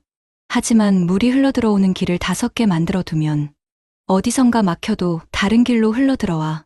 그 말은 단순한 조언이 아니라 그가 살아온 결과 그 자체였다. 그는 퇴직 후에도 늘 배우고 있었다. 시니어 대학의 금융 강좌, 건강 강연, 그리고 인생 2막을 설계하는 후배 멘토링까지. 그의 하루 일정은 젊은 직장인 못지않게 바빴다. 선생님, 저는 지금 55살인데요. 퇴직 후가 너무 무서워요. 지금부터 뭘 해야 할까요? 그의 강의에 온 한 남성이 물었다. 박상우 씨는 잠시 눈을 감고 대답했다. 당신이 지금 가장 두려운 게 뭐예요? 돈이요. 돈이 없어질까 봐요. 그럼 지금부터 돈을 모으지 말고 돈이 들어올 길을 만들어 두세요. 길이요? 네. 국민연금, 퇴직연금, 개인연금, 임대소득, 금융소득. 그 5개 수도꼭지를 하나씩 여는 거예요. 그의 말에 강의실은 조용해졌다. 그날 그는 박수를 받았다. 그의 집 거실 한켠엔 오래된 소파가 있었다.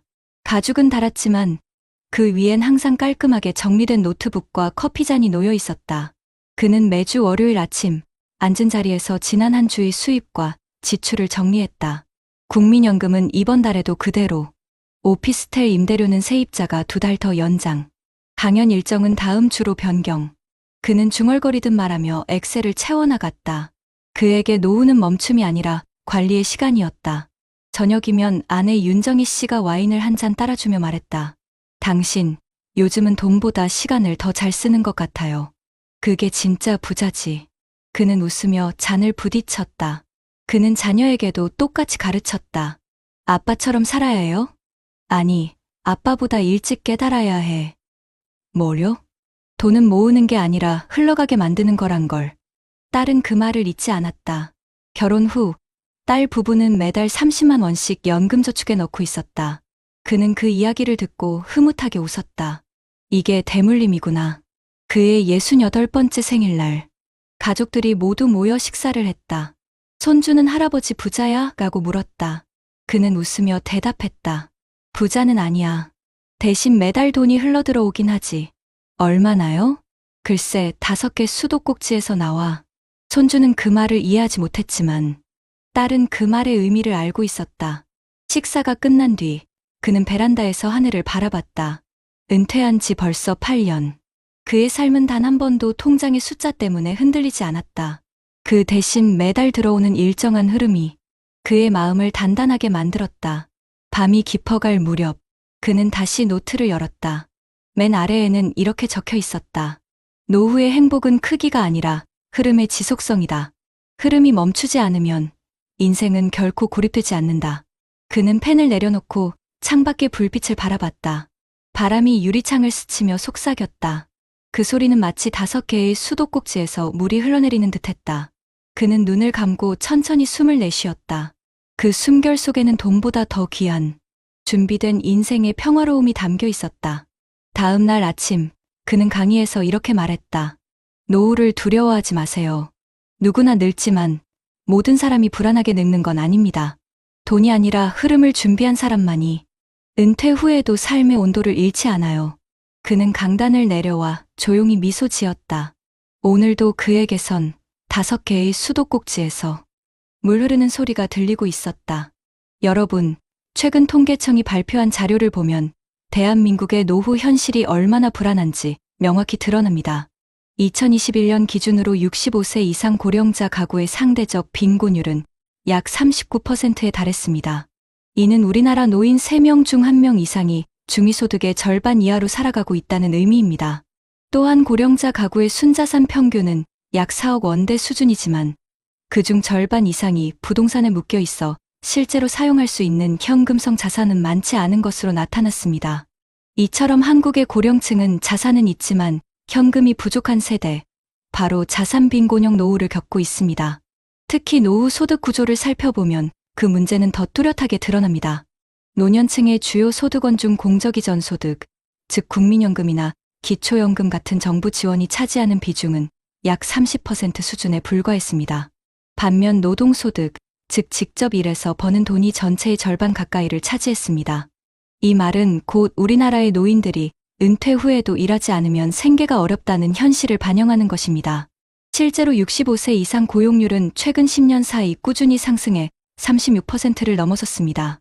이 수치는 OECD 주요국 평균의 2배 이상으로 경제활동 참여율이 높다는 점만 보면 긍정적으로 보일 수도 있지만 그 배경에는 생활비가 부족해 어쩔 수 없이 일해야 하는 노후라는 어두운 면이 있습니다.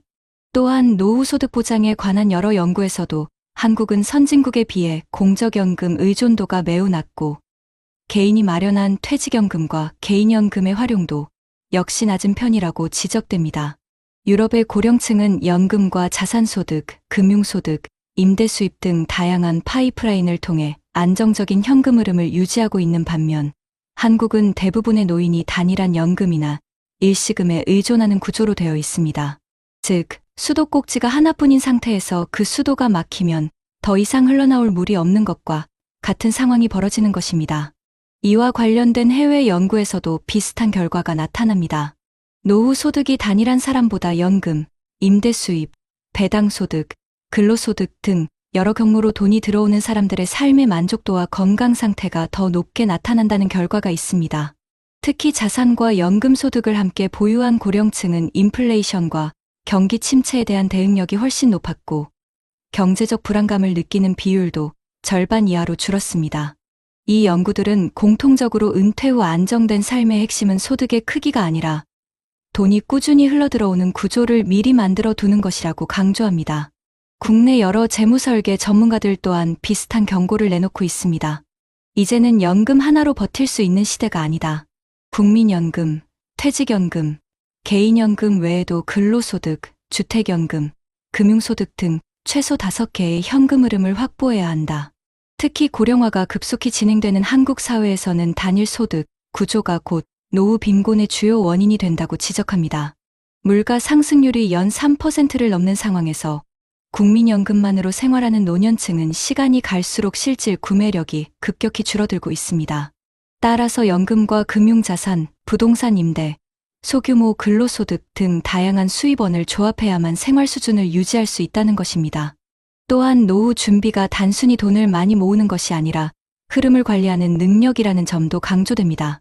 최근 금융행태 분석 결과를 보면 은퇴 후에도 경제적으로 안정된 사람들의 공통점은 바로 지속적인 현금 흐름을 만들어낸다는 점이었습니다. 이들은 일정한 수입이 여러 통로를 통해 들어오기 때문에 경기 변동이나 의료비 상승, 세금 인상 같은 외부 충격에도 덜 흔들렸습니다. 반면 국민연금이나 퇴직금 한 가지 수입에만 의존하는 사람들은 의료비나 긴급 지출이 발생하면 바로 빚을 지거나 자산을 급매해야 하는 상황에 몰렸습니다. 실제로 우리나라 60대 이상 가구의 평균 소비 지출을 보면 한 달에 약 260만 원이 필요한 것으로 조사되었지만 국민연금 수령액은 평균 110만 원 안팎에 불과합니다. 즉, 한 달에 150만 원 이상의 소득 공백이 발생하는 셈이죠. 이 공백을 메우지 못한 다수의 노년층은 결국 근로소득에 의존하거나 자녀에게 손을 벌리게 되는 악순환에 빠집니다. 특히 최근에는 고령자 의료비 지출이 급격히 늘고 있는데 65세 이상 노인의 평균 의료비는 지난 10년간 2배 가까이 증가했습니다. 이런 현실에서 한 개의 수도꼭지로는 도저히 노후 생활비를 감당하기 어려운 것이죠. 결국 노후의 삶을 결정짓는 것은 돈의 액수가 아니라 흐름의 구조입니다.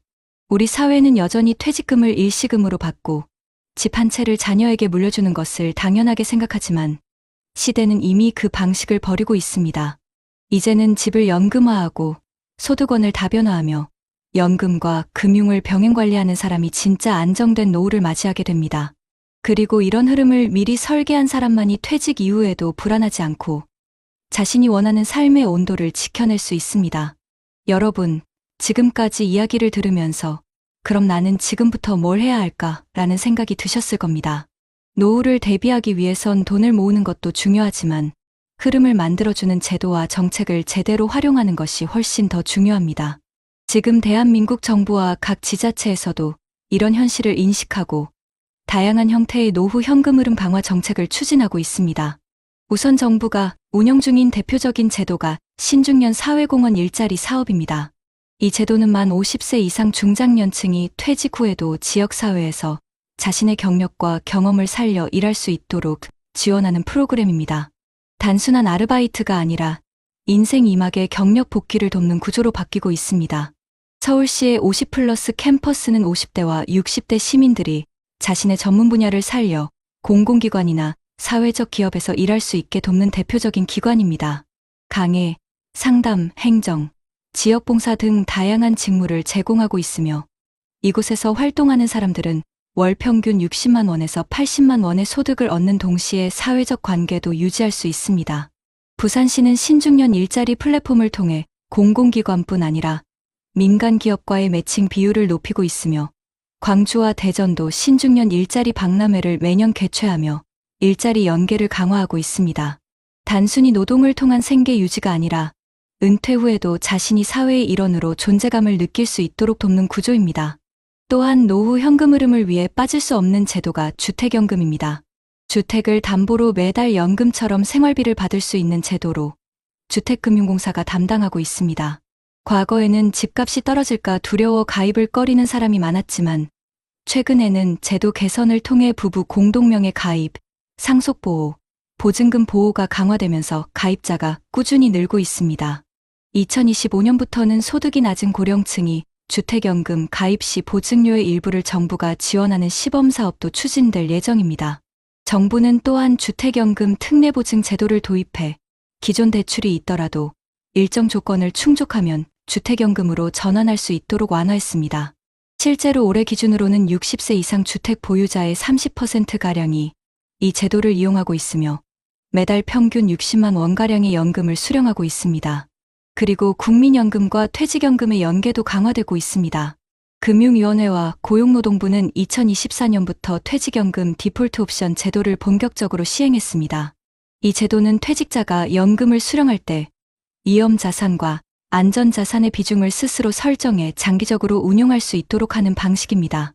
예전처럼 퇴직금을 한 번에 일시금으로 받는 대신 연금 형태로 전환의 꾸준한 현금 흐름을 유지할 수 있게 하는 것입니다.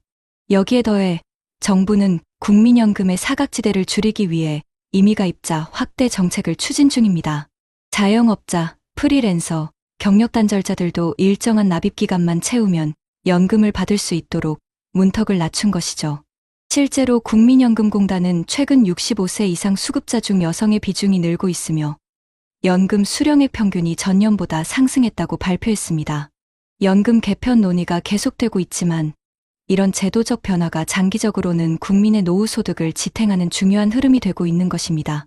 지자체별로도 흥미로운 변화가 있습니다. 경기도는 노후준비 통합상담센터를 운영해 연금, 금융, 건강, 주거 등 노후 전반에 대한 맞춤형 상담을 제공합니다. 이곳에서는 전문가들이 직접 개인의 자산 상황을 분석하고 연금 수급 시점, 금융운용, 건강관리 등 종합계획을 함께 세워줍니다. 전북 완주군은 신중년 생애설계학교를 개설해 은퇴 전후의 주민들이 퇴직 이후의 인생 방향을 찾을 수 있도록 돕고 있고, 충청남도는 시니어 금융교육 프로그램을 운영하며 60대 이상 주민들에게 금융사기 예방, 합리적 소비, 연금 활용법 등을 가르치고 있습니다. 이런 교육과 상담은 단순히 정보 제공이 아니라 노후의 불안함을 줄이는 사회적 안전망으로 작동하고 있습니다. 그렇다면 해외는 어떨까요? 우리나라보다 먼저 초고령 사회에 진입한 일본은 리버스 모기지, 즉 주택연금을 이미 30년 전부터 활성화시켰습니다. 일본의 지자체들은 주택연금 가입자의 생활안정과 의료비 지원을 연계해 고령자가 안정적으로 현금을 확보할 수 있도록 돕고 있습니다. 또한 일본의 세컨드 라이프 일자리 정책은 60세 이상 은퇴자에게 재취업이나 창업 지원금을 제공하고, 지역사회 봉사활동을 하면 일정 금액의 포인트를 지급해 지역 화폐처럼 사용할 수 있게 하는 시스템을 운영 중입니다. 이 포인트 제도는 경제적 보상뿐 아니라 고령자의 사회 참여를 유지하게 하는 효과가 있습니다. 유럽의 독일은 국민연금 외에도 직업별 퇴직연금 제도를 통해 고용주가 일정 금액을 추가로 납입하도록 의무화했습니다. 이를 통해 은퇴 이후에도 일정한 생활비가 유지되도록 하고 있으며, 고령층 근로자를 위한 재취업 프로그램을 공공기관이 직접 운영하고 있습니다. 영국은 국가연금과 개인연금, ISA 저축의 3층 구조를 유지하면서 특히 저소득층 고령자에게는 연금 세액공제 제도를 통해 추가 수입을 보장하고 있습니다. 이런 제도는 노후 빈곤을 예방하는 핵심 장치로 평가받고 있습니다. 이처럼 각국의 공통점은 현금 흐름의 다양화와 사회 참여의 연속성을 동시에 강조한다는 점입니다.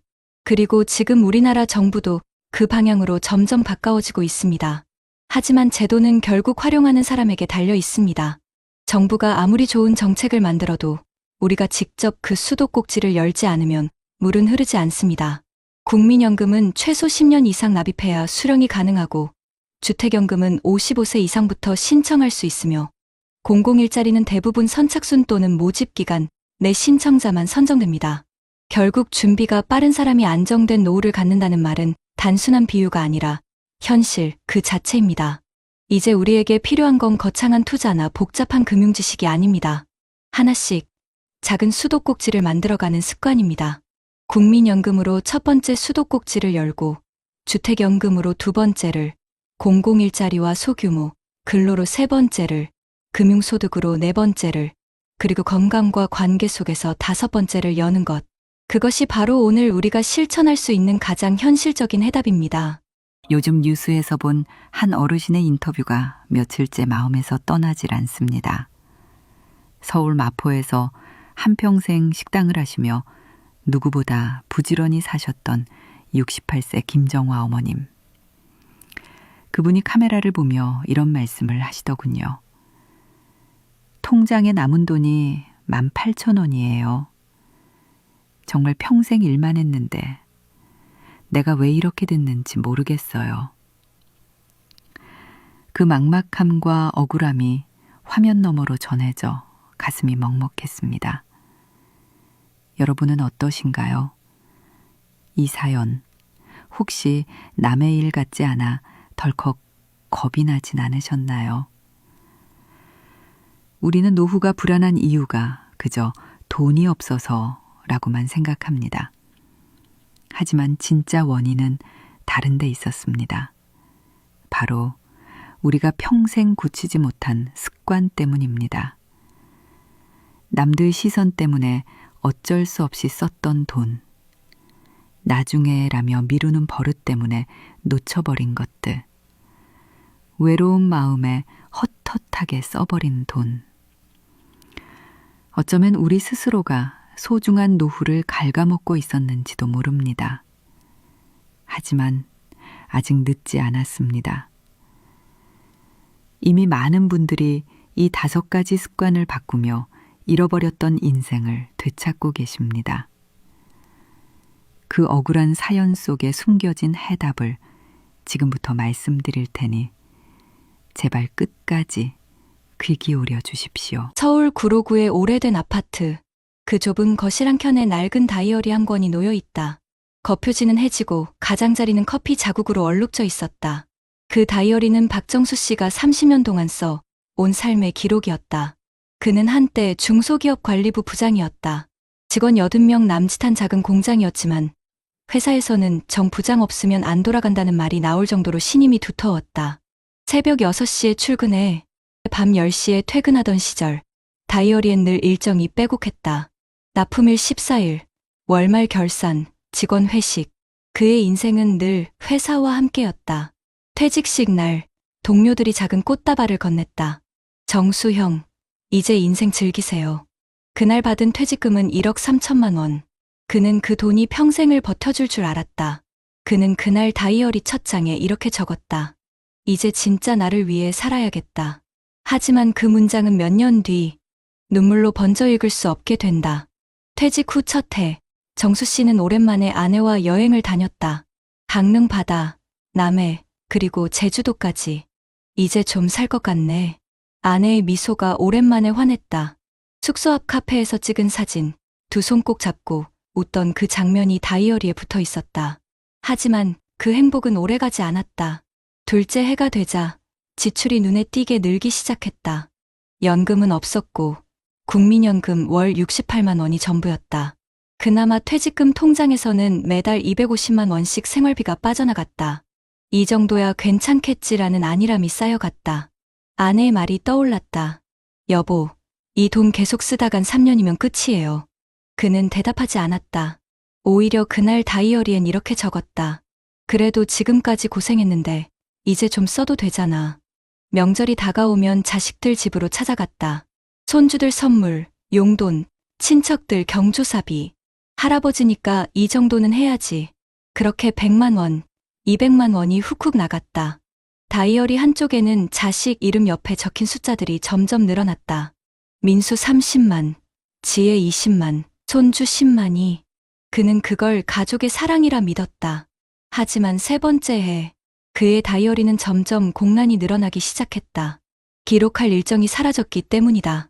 그는 일도, 목표도, 계획도 없었다. 하루는 거실 창가에 앉아 먼지를 털던 아내가 물었다. 여보, 오늘도 그냥 집에 있을 거예요? 그는 신문을 덮으며 대답했다. 응, 오늘은 좀 피곤해서. 하지만 진짜 이유는 달랐다. 퇴직 후 더 이상 자신을 부장님이라 불러주는 사람이 없었다. 그 말 한마디가 그렇게 그리울 줄 몰랐다.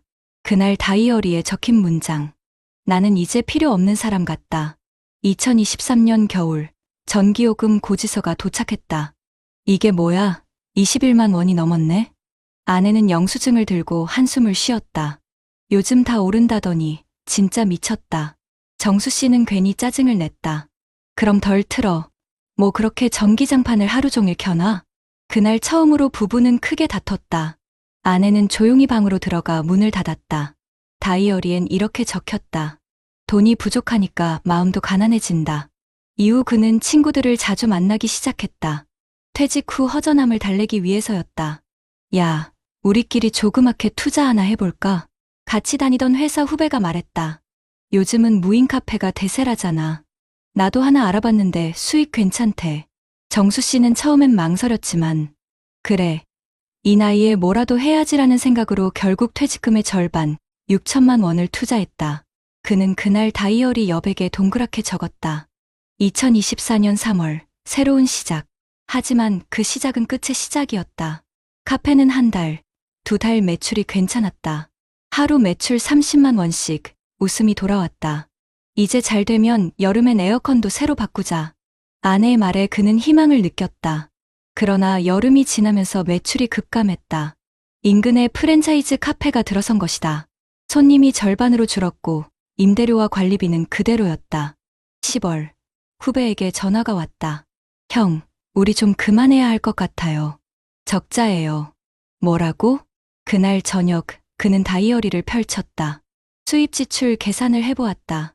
임대료 180만 원, 원두 소모품 70만 원, 전기세 30만 원, 카드 수수료 등 기타 비용 20만 원, 월 매출 280만 원, 결국 매달 20만 원에서 30만 원 적자였다. 그는 펜을 던졌다. 다이어리의 숫자가 이제는 나를 압박한다. 퇴직금 통장은 4천만 원대로 줄었다. 그 사이 국민연금도 생활비로 사라졌고 아내의 저축도 이미 고갈됐다. 하루는 아내가 조심스레 물었다. 여보, 우리 이사 가는 게 어때요? 관리비라도 줄여야지. 그는 단호하게 말했다. 그건 안 돼. 이 집은 내 자존심이야. 하지만 그날 밤 아내 몰래 다이어리를 덮으며 혼잣말을 했다. 자존심으로 전기요금 낼 수 있을까? 2025년 봄 다이어리 표지는 더 낡아 있었다.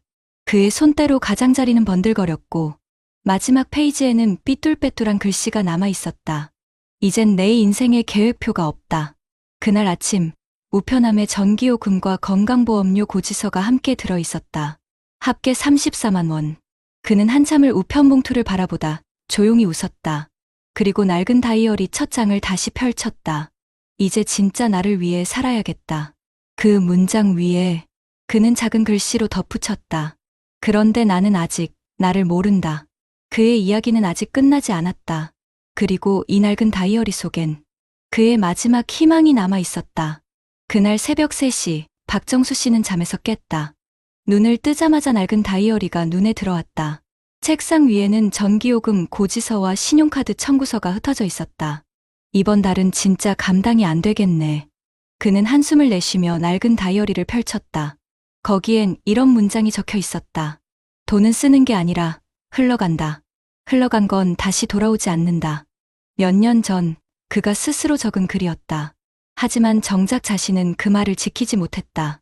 다이어리의 뒤쪽 몇 장은 비어 있었고 그는 그 빈 페이지를 멍하니 바라보다 펜을 들었다. 내가 왜 이렇게 됐을까? 내 인생에 어디서부터 잘못된 걸까? 그는 잠시 생각하다 펜촉을 눌렀었다. 습관이었다. 남의 눈 채면 그리고 나중에 눈물이 뚝 떨어져 잉크가 번졌다. 그 순간 문득 떠올랐다. 퇴직 직후 친구들과 나누던 대화들. 야, 이 정도 퇴직금이면 평생 걱정 없지 않냐? 그래도 부장님은 다 계획이 있잖아요. 그때는 자신이 성공한 인생이라 믿었다. 하지만 그건 착각이었다. 며칠 뒤 아내가 병원에 갔다 오며 말했다. 여보, 나 콜레스테롤이 높대. 약을 먹어야 한대. 그 말에 정수 씨는 멍하니 아내를 바라봤다. 결혼 40년, 늘 자신보다 가족을 먼저 챙기던 아내. 당신은 한 번이라도 나한테 고맙다고 한 적 있어요? 그 질문에 그는 아무 말도 하지 못했다. 그날 밤, 거실 조명 아래서 그는 다시 다이어리를 펼쳤다. 그는 5장의 빈 페이지를 꺼내어 나누었다. 각 페이지 맨 위에는 이렇게 제목을 썼다. 체면, 미루기, 감정, 의존, 작은 돈, 그리고 그 밑에 그동안 자신이 했던 행동을 적기 시작했다. 명절 때마다 자식들에게 잘 보이려고 선물 경쟁을 했다. 건강검진은 늘 나중에로 미뤘다. 외로워서 술을 마셨고 기분이 좋아도 마셨다. 힘들면 자식에게 전화해서 하소연했다. 커피 한 잔, 택시 한 번이 별거 아니라며 돈을 흘려보냈다. 그는 적으며 깨달았다. 그동안 돈이 부족한 게 아니라 습관이 문제였다는 걸. 다이어리의 마지막 페이지에 그는 조심스럽게 한 줄을 썼다. 이제부터라도 나를 훈련시켜야 한다. 다음 날 아침, 정수 씨는 오랜만에 지하철을 탔다. 그는 버릇처럼 택시를 잡으려다 멈춰섰다. 이제 작은 돈부터 아껴야지. 그는 서울시 복지센터로 향했다. 무료 건강 프로그램, 60세 이상 대상 운동교실이 있었다. 거기서 처음 만난 사람들에게 인사를 건넸다. 안녕하세요. 저 박정수라고 합니다. 서툰 미소였지만 누군가가 그 미소에 화답해주는 게 오랜만이었다. 그날 밤 다이어리엔 이렇게 적혔다. 택시비 9,000원 절약, 건강검진 예약 완료, 나를 위한 첫 투자. 며칠 뒤 그는 작은 일거리를 알아봤다. 동네 마트에서 재고 정리 보조, 하루 5시간 근무, 일당 5만 원. 처음엔 부끄러웠다. 내가 이 나이에 이런 일까지 해야 하나. 하지만 일주일 뒤 그는 일기장에 이렇게 썼다. 오늘 번 돈으로 아내랑 김밥 사 먹었다. 이상하게 행복하다. 시간은 천천히 흘렀다. 다이어리엔 하루하루 작은 메모들이 쌓였다. 커피 대신 집에서 믹스커피, 택시 대신 30분 걸음, 주말엔 경로당 봉사 신청, 월 저축액 5만 원에서 10만 원으로 1년이 지나자 통장에는 320만 원이 모였다. 그가 적었던 5개의 습관은 이제 5개의 실천으로 바뀌었다. 체면 대신 진심 자식에게 선물 대신 편지를 보냈다. 미루기 대신 실천 건강검진과 운동을 매주 했다. 감정 대신 행동 외로울 때마다 사람을 도왔다. 의존 대신 자립 자식에게 이젠 괜찮다고 말했다. 작은 돈에 힘 매달 10만 원씩 저축을 계속했다. 아내가 말했다. 여보, 요즘은 표정이 달라졌어요. 그는 조용히 웃으며 대답했다. 이제야 좀 사람답게 사는 것 같아. 2025년 가을. 그는 다시 낡은 다이어리를 펼쳤다. 이제 표지는 더 낡았지만 안쪽엔 새 글씨가 가득했다. 맨 마지막 페이지에는 이런 문장이 적혀 있었다. 나는 내 인생을 늦게 배웠지만 늦게 배웠다는 건 아직 기회가 있다는 뜻이다. 그날 오후 큰아들이 찾아왔다. 아버지, 이번에 회사에서 구조조정이 있어서요. 집도 정리해야 할지도 몰라요. 정수 씨는 아들의 눈을 바라보며 조용히 말했다. 괜찮다, 아들아. 아버지 세대도 다 겪었던 일이야. 너무 미안해하지 말고 내 삶 지켜라. 그는 다이어리 한 장을 찢어 아들에게 건넸다. 돈보다 중요한 건 습관이야. 오늘 바꾸면 내일이 달라진다. 아들은 고개를 숙였다. 그리고 돌아서는 순간 아버지의 낡은 다이어리 위에 햇살이 비쳤다. 책상 위 다이어리의 표지가 바람에 살짝 들려 있었다. 거기엔 3개의 단어가 적혀 있었다. 오늘 시작나. 그날 밤 박정수 씨는 마지막으로 다이어리를 덮으며 중얼거렸다. 그래, 오늘도 하루를 버텼다. 아니, 오늘 하루를 살았다. 그는 여전히 평범한 노년을 살고 있었다. 하지만 더 이상 불행한 노인은 아니었다. 그의 낡은 다이어리는 이제 돈의 기록이 아니라 삶의 교과서가 되어 있었다. 여러분, 박정수 씨의 이야기는 누군가의 이야기이자 어쩌면 우리의 이야기입니다. 돈이 인생을 무너뜨리는 게 아니라 습관이 인생을 갉아먹습니다. 그리고 지금 이 순간 그 습관을 바꾸려는 마음 하나가 새로운 인생의 시작이 됩니다. 여러분 어떠시나요? 위의 사례는 정말 비참하고 서글픈 인생 아닌가요? 하지만 지금부터 소개해드리는 이야기는 정반대의 선택으로 행복한 노후를 보내고 있는 한 남자의 이야기입니다. 경기도 남양주시의 한 아파트. 아침 6시, 70세 이도현 씨는 여전히 알람 소리에 눈을 뜬다. 습관처럼 식탁 위에 놓인 다이어리와 통장을 함께 펼친다. 다이어리엔 날짜별로 꼼꼼히 적힌 기록이 있다. 건강검진, 예약 경로당 봉사, 연금 입금일, 손주 생일. 글씨는 단정하고 문장 끝마다 작은 점이 찍혀 있었다. 그 점처럼 그의 인생에는 늘 멈춤이 있었다. 멈추고 생각하고 선택하던 습관 말이다. 이도현 씨는 시청 세무과 공무원으로 33년을 근무했다. 젊었을 땐 늘 빠듯했다. 아이 둘의 학원비, 전세금, 부모님 병원비까지 감당해야 했다. 하지만 그럴수록 그는 버는 것보다 쓰는 습관을 먼저 다잡았다. 월급날마다 가계부를 열고 이건 다음 달 적금, 이건 생활비, 이건 예비비. 그리고 마지막 장엔 늘 한 문장을 적었다. 오늘 쓴 1만 원이 내일의 평안을 결정한다. 퇴직 후 그가 받는 연금은 월 232만 원. 크지 않지만 그에겐 충분했다.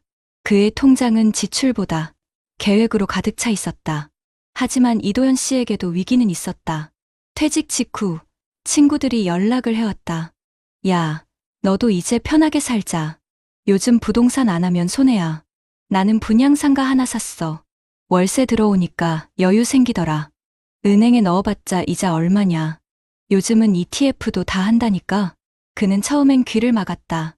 그러다 어느 날 오랜 친구 최 부장이 직접 찾아왔다. 도연아, 너는 너무 보수적이야. 요즘 시대는 투자를 해야 먹고 살아. 그 말이 이상하게 마음에 남았다. 그날 밤 그는 거실 조명을 끄고 조용히 앉아 있었다. 탁자 위엔 통장과 다이어리가 있었다. 통장 잔액은 2,800만 원. 그는 손끝으로 통장 표지를 쓸며 혼잣말했다. 내가 이 돈을 어디에 쓰느냐가 내 마지막 인생을 정하겠지. 다음 날 그는 부동산 사무실 대신 시청 근처 은행으로 향했다. 그리고 2시간을 상담했다. 안정적인 연금 저축 상품이 있을까요? 지금은 확정형 상품이 거의 없지만 정기적금 ISA를 병행하시면 안정적이에요. 그는 그대로 실행했다. 매달 연금 중 30만 원을 저축 통장에 20만 원을 ISA 계좌로 옮겼다. 친구들은 그를 비웃었다. 에이, 그런 걸로 언제 돈 모으냐? 요즘은 다 투자야. 내가 너무 옛날 사람이야. 그는 웃으며 말했다. 그래도 나는 내 잠을 팔 순 없잖아. 2023년 대한민국 물가가 폭등했다. 전기요금, 식료품, 교통비, 모든 게 올랐다. 뉴스에서는 고령층 빈곤율 40% 돌파라는 자막이 하루가 멀다 하고 흘러나왔다. 이도현 씨의 연금으로는 생활이 빠듯해졌다. 아내는 말했다. 여보, 요즘 장 보러 가면 예전보다 2배는 더 써요. 당신 저축하는 돈 좀 줄이면 안 돼요? 그는 잠시 생각하더니 다이어리에 적었다. 불편함은 잠깐, 습관은 평생. 그날부터 그는 가정의 모든 지출을 필수 보류 불필요 3가지로 나눴다. 식비는 유지, 문화비는 보류, 외식은 불필요. 대신 아내와 매주 무료 문화센터 프로그램을 함께 들었다. 노래교실, 스마트폰 활용 교육, 자원봉사 활동. 그는 말없이 미소를 지었다. 돈이 아니어도 행복은 유지할 수 있구나. 2024년 여름, 딸에게서 전화가 왔다. 아빠, 우리 이번에 전세 올려야 하는데 보증금 좀 도와주실 수 있을까요? 그는 잠시 말이 막혔다.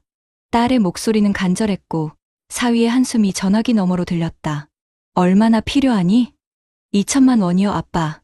죄송해요. 그는 통장을 열어보았다. 예금엔 정확히 2천만 원이 있었다. 그 돈은 응급 의료비 플러스 노후 예비비로 적어둔 금액이었다. 그날 밤, 그는 다이어리를 펼쳤다.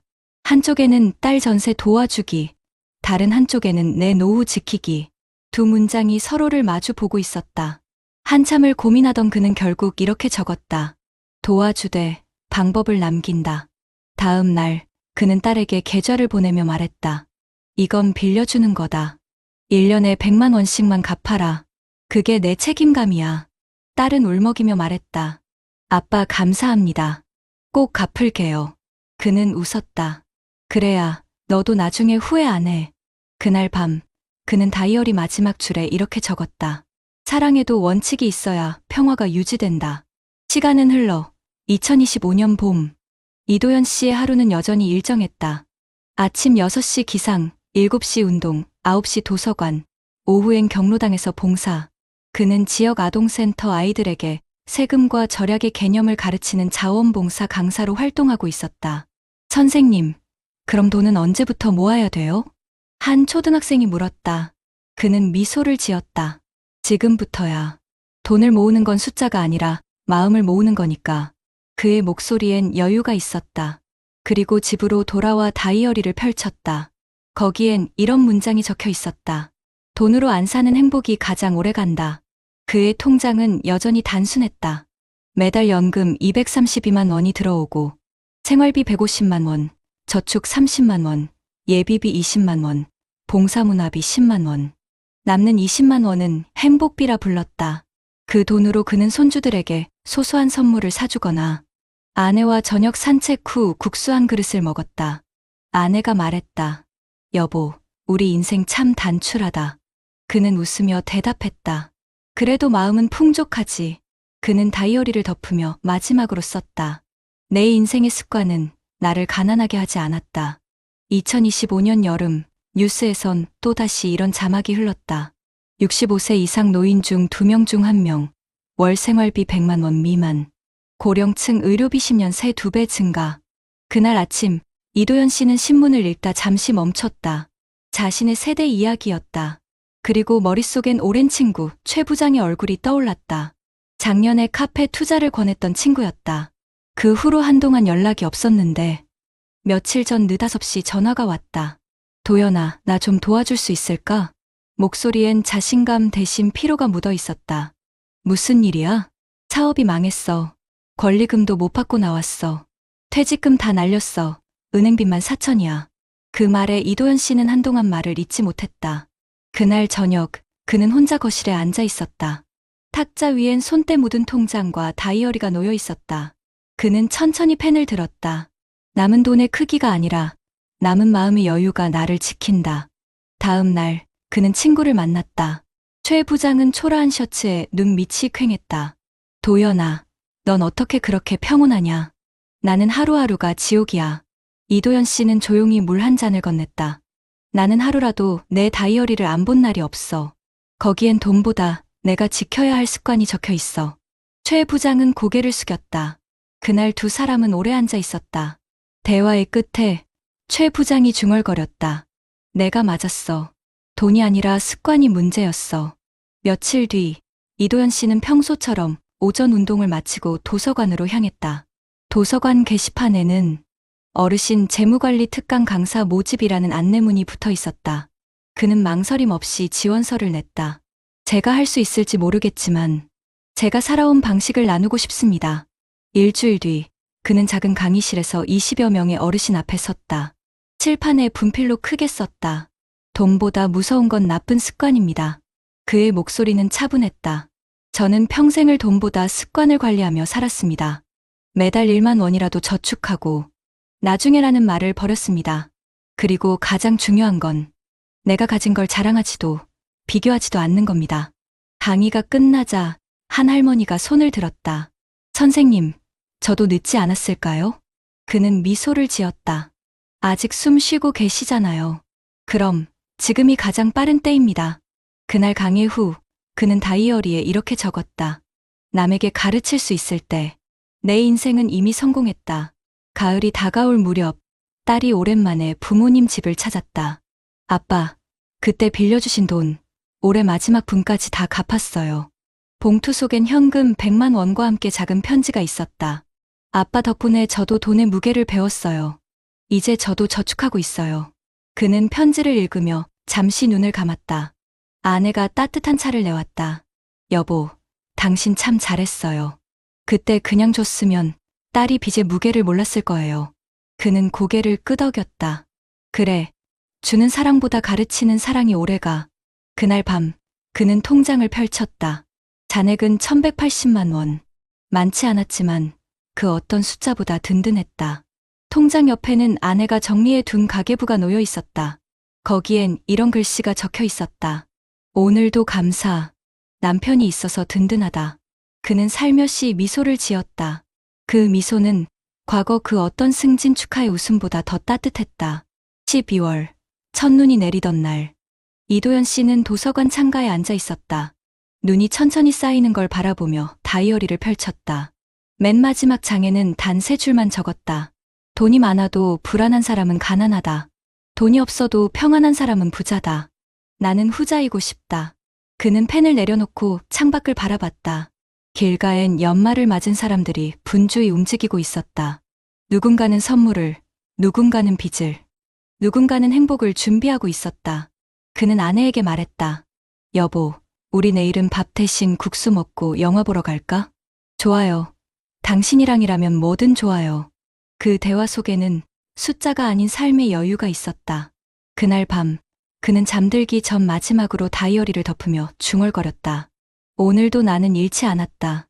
습관이 나를 지켰으니까. 탁자 위엔 2권의 노트가 나란히 놓여 있었다. 하나는 손때 묻은 통장, 다른 하나는 깨끗하게 정리된 다이어리. 그 2권이 보여주는 건 70년의 인생을 단 한 문장으로 압축한 진실이었다. 진짜 부자는 마음이 비치지 않는 사람이다. 이도연 씨의 인생은 우리에게 이렇게 말하고 있습니다. 노후의 불안은 돈이 없어서 오는 게 아닙니다. 평생 이어온 작은 습관들이 결국 우리의 노후를 결정합니다. 오늘 하루의 절제, 한 번의 감사, 그리고 미루지 않는 행동이 당신을 진짜 부자로 만듭니다. 요즘 한국 사회는 70세 이후의 삶이 과거와 완전히 다르게 흘러가고 있습니다. 단순히 오래 사는 게 문제가 아니라 어떻게 사느냐가 노후의 행복을 결정하는 시대가 된 것이죠.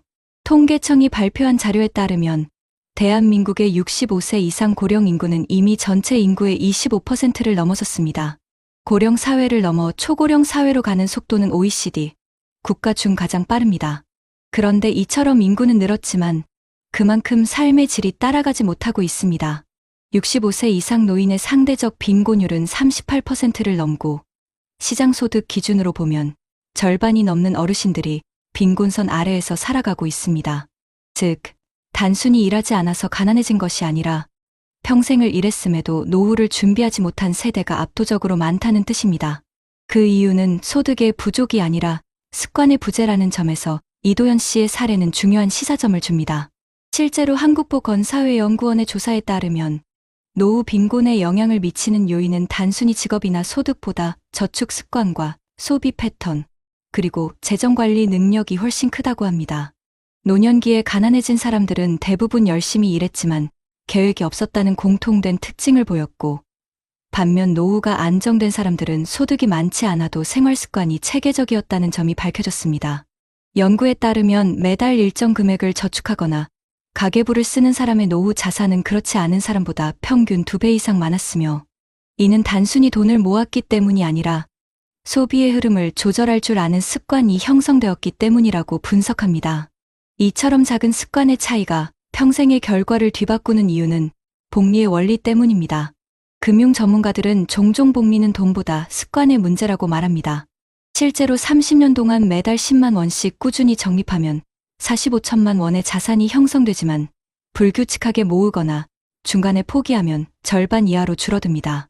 한국금융연구원의 조사에서도 50대와 60대의 60%가 저축을 중간에 멈췄다고 답했으며, 그 이유로 당장의 소비 압박, 자녀 지원, 명절 경조사 비용 등을 꼽았습니다. 즉, 체면 소비와 즉흥적 지출이 결국 평생 쌓은 돈을 갉아먹는 구조였던 것이죠.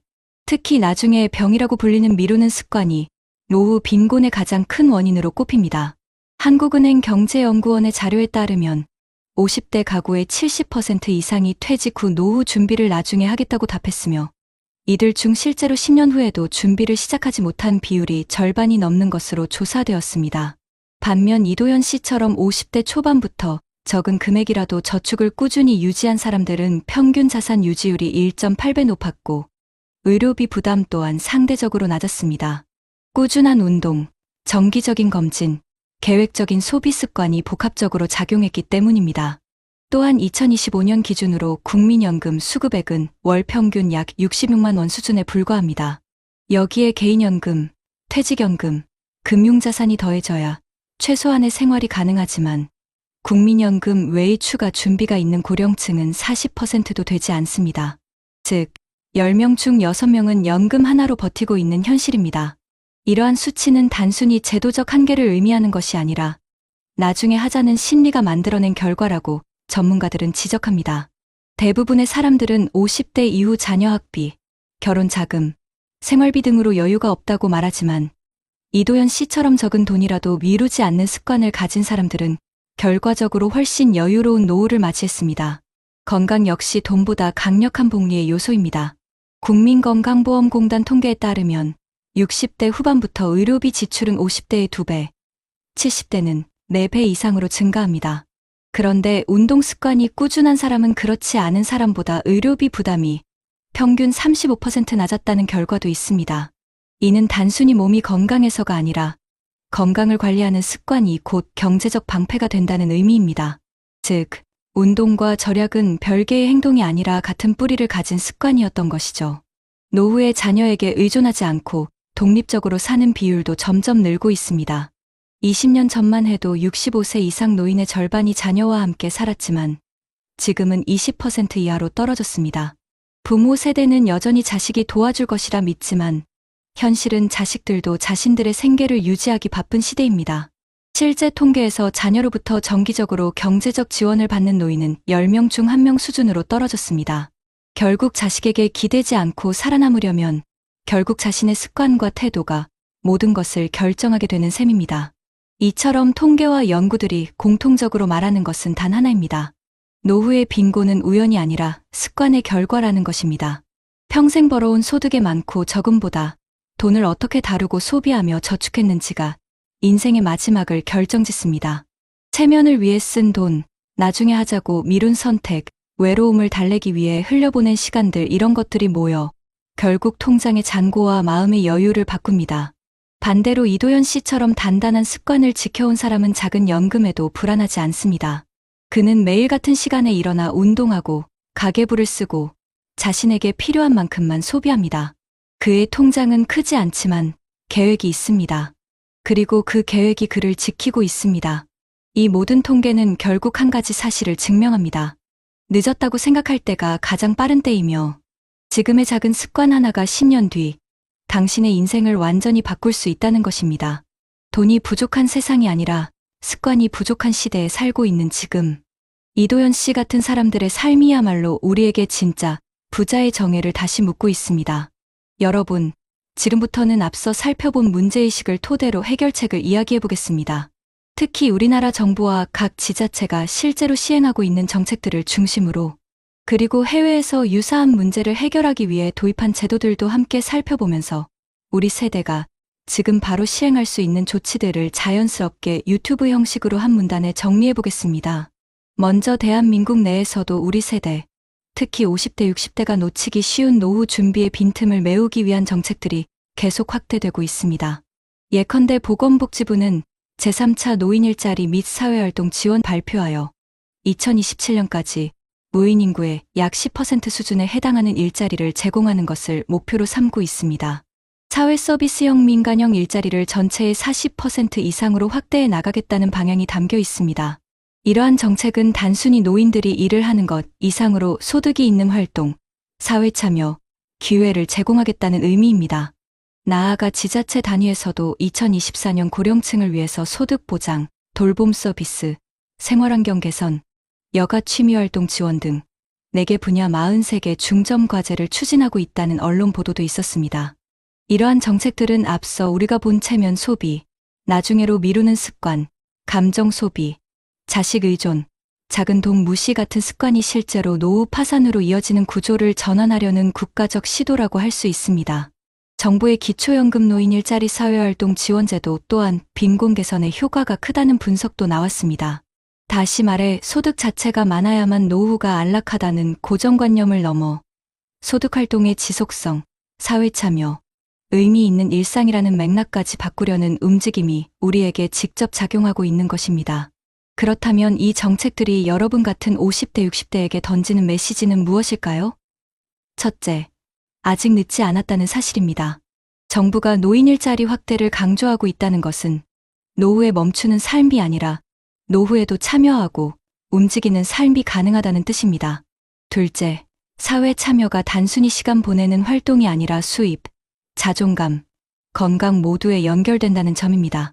일자리가 주는 건 단지 월급이 아니라 나는 쓸모 있다는 느낌과 관계입니다.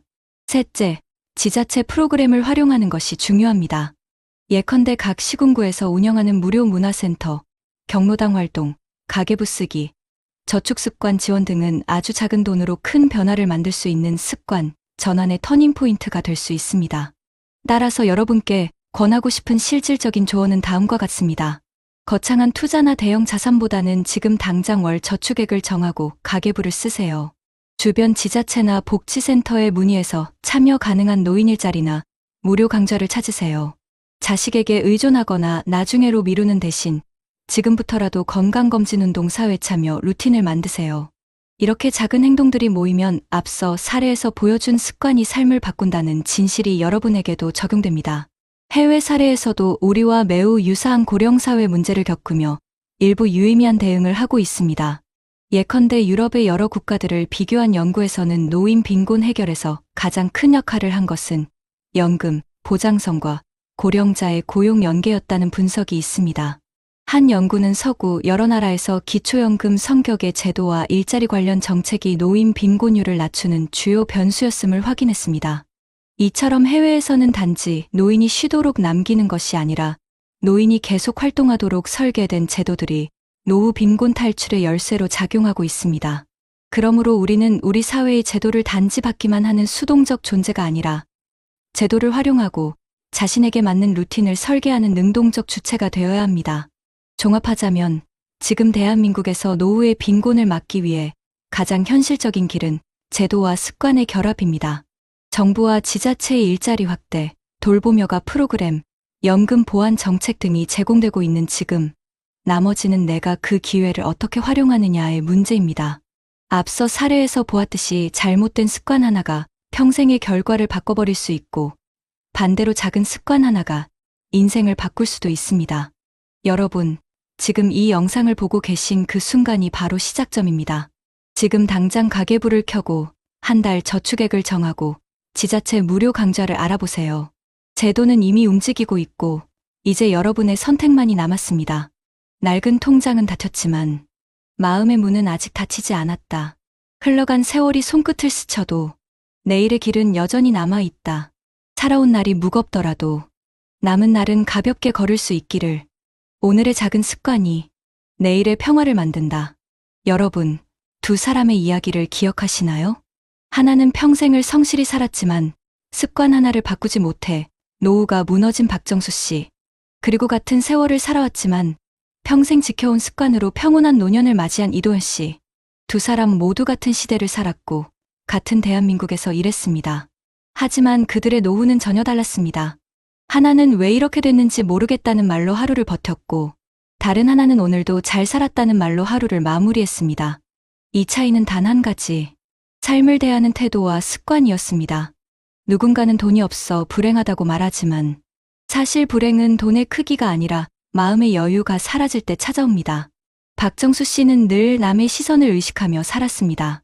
체면을 지키기 위해 쓰고 외로움을 잊기 위해 흘려보냈던 돈. 그는 자신이 번 돈보다 더 많은 후회를 안고 살아야 했습니다. 반면 이도현 씨는 자신에게 꼭 필요한 만큼만 쓰며 매일 다이어리에 하루를 기록했습니다. 그의 통장은 크지 않았지만 그 안엔 평화라는 이름의 잔액이 늘 남아 있었습니다. 그는 이렇게 말했습니다. 나는 내 인생을 늦게 배웠지만 늦게 배웠다는 건 아직 기회가 있다는 뜻이다. 이 말 참 가슴에 남습니다. 우리 모두에게 아직 기회가 있습니다. 노후를 망치는 것은 돈이 아니라 방심입니다. 그리고 노후를 구하는 것도 거창한 계획이 아니라 오늘 하루를 성실히 사는 습관입니다. 여러분, 혹시 지금 통장 잔고를 보며 불안하신가요? 건강이 예전 같지 않아 두려우신가요? 자식에게 미안하고 세상에 뒤처진 것 같아 마음이 무겁나요? 괜찮습니다. 지금 이 순간에도 여러분은 새로운 삶을 시작할 수 있습니다. 하루에 10분이라도 가계부를 써보세요. 커피 한 잔 대신 산책을 해보세요. 자식에게 의존하기보다 스스로 하루를 계획해보세요. 그 작은 행동 하나가 10년 뒤 여러분의 인생을 완전히 바꿔놓을지도 모릅니다. 우리는 모두 늙어가지만 모두가 같은 노년을 맞이하는 건 아닙니다. 어떤 이는 후회 속에, 어떤 이는 감사 속에 하루를 마무리합니다. 그 갈림길은 오늘의 습관에서 시작됩니다. 박정수 씨의 삶이 우리에게 남긴 건 경고입니다. 습관을 바꾸지 않으면 인생은 바꾸지 못한다. 그리고 이도현 씨의 삶이 우리에게 준 건 희망입니다. 늦게라도 배우면 인생은 언제든 새로 쓸 수 있다. 여러분, 이제는 우리의 선택입니다. 그 어느 때보다 빠르게 늙어가는 이 나라에서 진짜 부자는 돈이 많은 사람이 아니라 후회 없이 잠들 수 있는 사람입니다. 그리고 그분은 누구나 만들 수 있습니다. 오늘 하루, 여러분은 어떤 선택을 하시겠습니까? 후회로 잠드는 하루일까요? 감사로 잠드는 하루일까요? 지금 이 순간, 당신의 다이어리 한 줄이 당신의 인생을 바꿀 수 있습니다. 오늘 쓴 한 문장이 내일의 삶이 된다. 이도현 씨는 그렇게 노년을 살고 있습니다. 그리고 그 삶은 우리 모두가 닮을 수 있는 삶입니다. 오늘 하루를 사랑하고, 오늘 하루를 계획하고, 오늘 하루를 아끼며 사는 것. 그게 바로 진짜 부자가 되는 첫걸음입니다. 여러분, 지금이라도 늦지 않았습니다. 돈보다 중요한 건 습관입니다. 습관보다 강한 건 마음입니다. 그리고 마음은 오늘도 새로 시작할 수 있습니다. 오늘이 당신 인생의 첫날입니다.